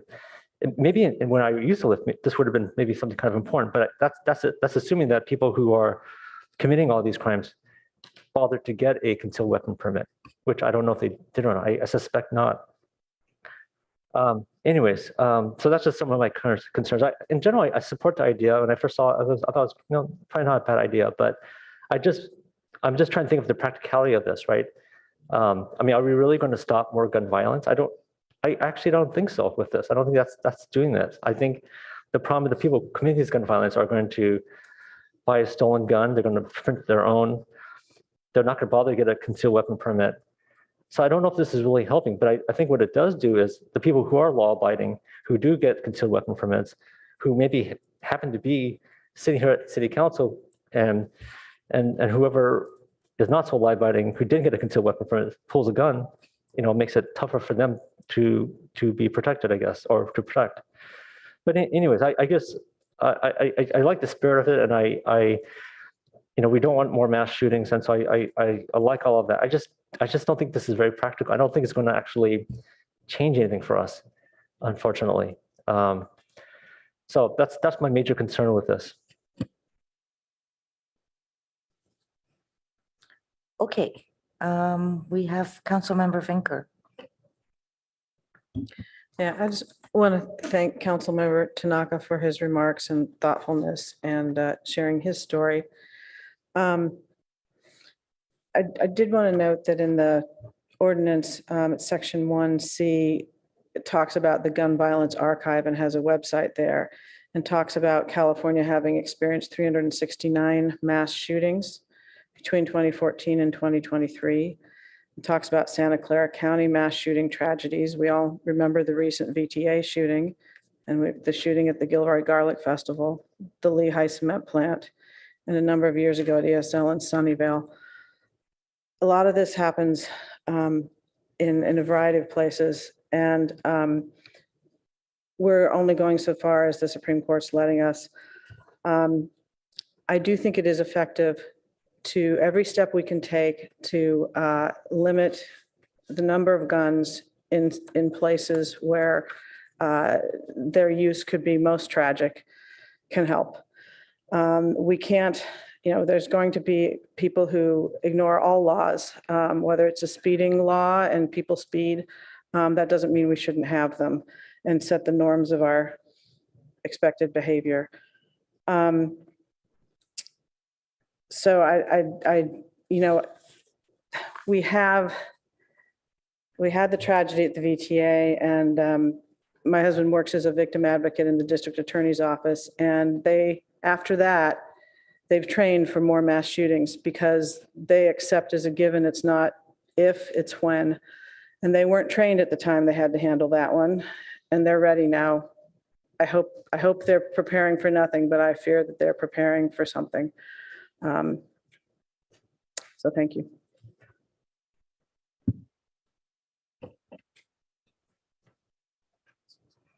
Did you want to speak again? Oh, please? yeah, I just had a question from my colleague here. It's great anecdotes you brought up, but can you tell me for those mass shootings that we had, how many of them actually had concealed weapon permits? Because that's what, I mean, correct me if I'm wrong here, but that's what we're banning, right? Is concealed weapon permits. Or am I mistaken on this? Well, it bans the presence of firearms. Yeah, but you can only bring a firearm in here if you had a concealed weapon permit, I assume, right? Presumably, I think you are correct that there are people who will ignore all laws. And this is not a tool to deal with that. This will not stop crime in that way. What this is intended to do is reduce the number of weapons that are present in a place that is decided to be sensitive. And presumably it will be law-abiding people who read and understand and want to comply with the law. And so there are legitimate differences of opinion about whether the carrying of firearms by law-abiding people in sensitive places makes the place safer or less safe. And so we may be on two different sides of those issues. I guess maybe if Councilmember, can you just tell me for the mass shootings that because I didn't follow these things as closely as you did. Can you tell me which, did these individuals have the concealed weapon permits? I was reading from page 69 of the staff report, which is the draft ordinance. And in that particular place, it does not recite that fact, those facts that you ask about. I was just pointing out that there were facts about the shootings. Okay, because that's the kind of the key thing I was thinking about is, because if all the people who had mass shootings didn't actually have this, then is this helping or not, right? That's my main point. Councilmember Burt. Yeah, I'd just like to briefly respond to Councilmember Tanaka's questioning and kind of interrogation of people on demanding that they are asking if they have specific references of each of these. There is no gun control measure that is a panacea for our problems. And so trying to insist that we only do something if it solves the totality of a problem is a really specious argument in my view, and one that I hope we won't continue to hear on this dais on this subject. All right, let's take the votes, Madam Clerk. Councilmember Lipcott-Hames. Yes. Councilmember Vinker. Yes. Councilmember Tanaka. Yes. Councilmember Burt. Yes. Councilmember Lowing. Yes. Vice Mayor Stone. Yes. And Mayor Ku. Yes. Motion carries unanimously. Thank you so much. Okay, we're going to council member questions, comments, and announcements. Councilmember Burt. Thank you. So I wanted to give a couple updates. First, at the recent BCDC board meeting, we had an update on a very valuable report on the impact of sea level rise, and in particular, how sea level rise will be driving elevations in groundwater, freshwater groundwater in our areas of shallower groundwater, kind of everywhere from certainly downstream of Middlefield and perhaps downstream of Alma. Second, I wanted to just share that there was we had a recent VTA workshop. We had discussions about the future service level, and one of the topics that I've been pushing to have considered of a expanded bus service, the length of the San Antonio corridor, in particular, in response to the development that has occurred there and is on the horizon, and the pending electrification to Caltrain, which we hope will move Caltrain service there and at Cal Ave to 2 trains an hour. And there seems to be progress on this, and we're going to get serious consideration for that bus route in this coming year.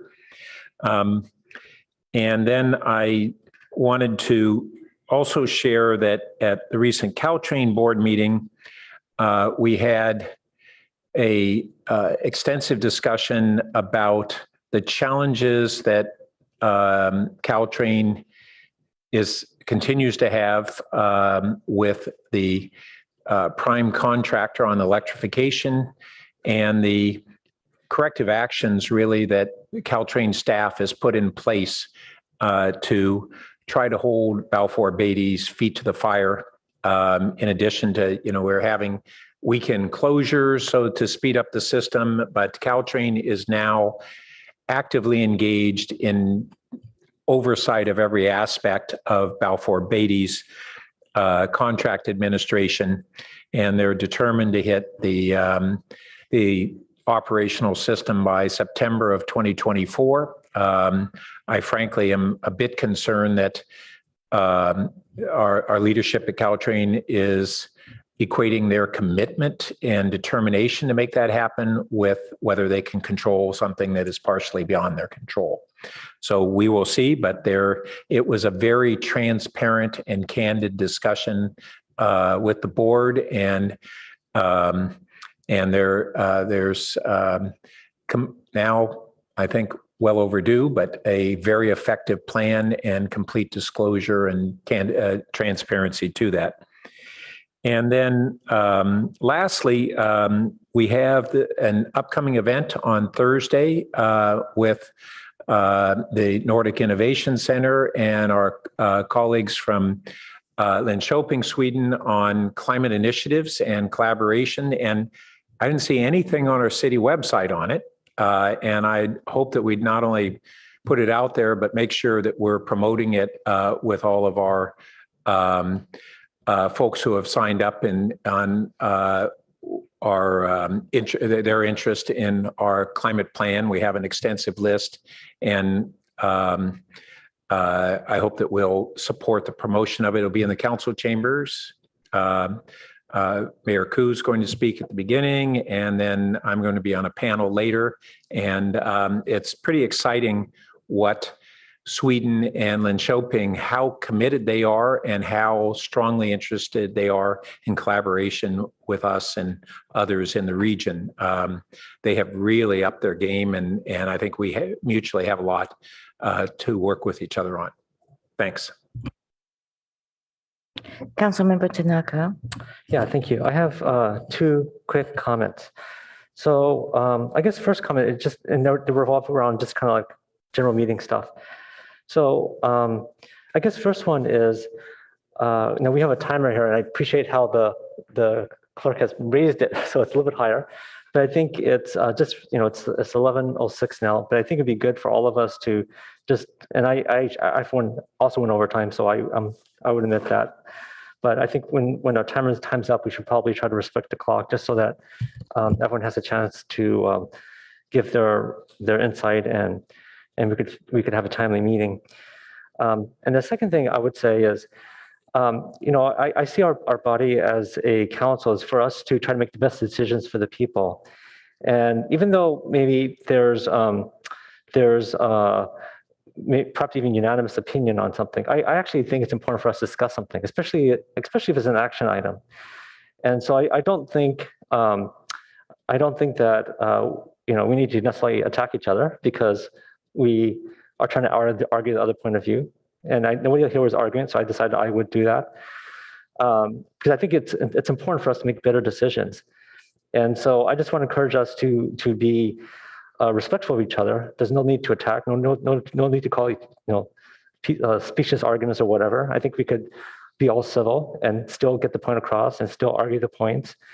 And so I just want to encourage more civility during meetings. Thank you. Thank you, Councilmember. And with that, we're adjourned. Thank you and have a good night.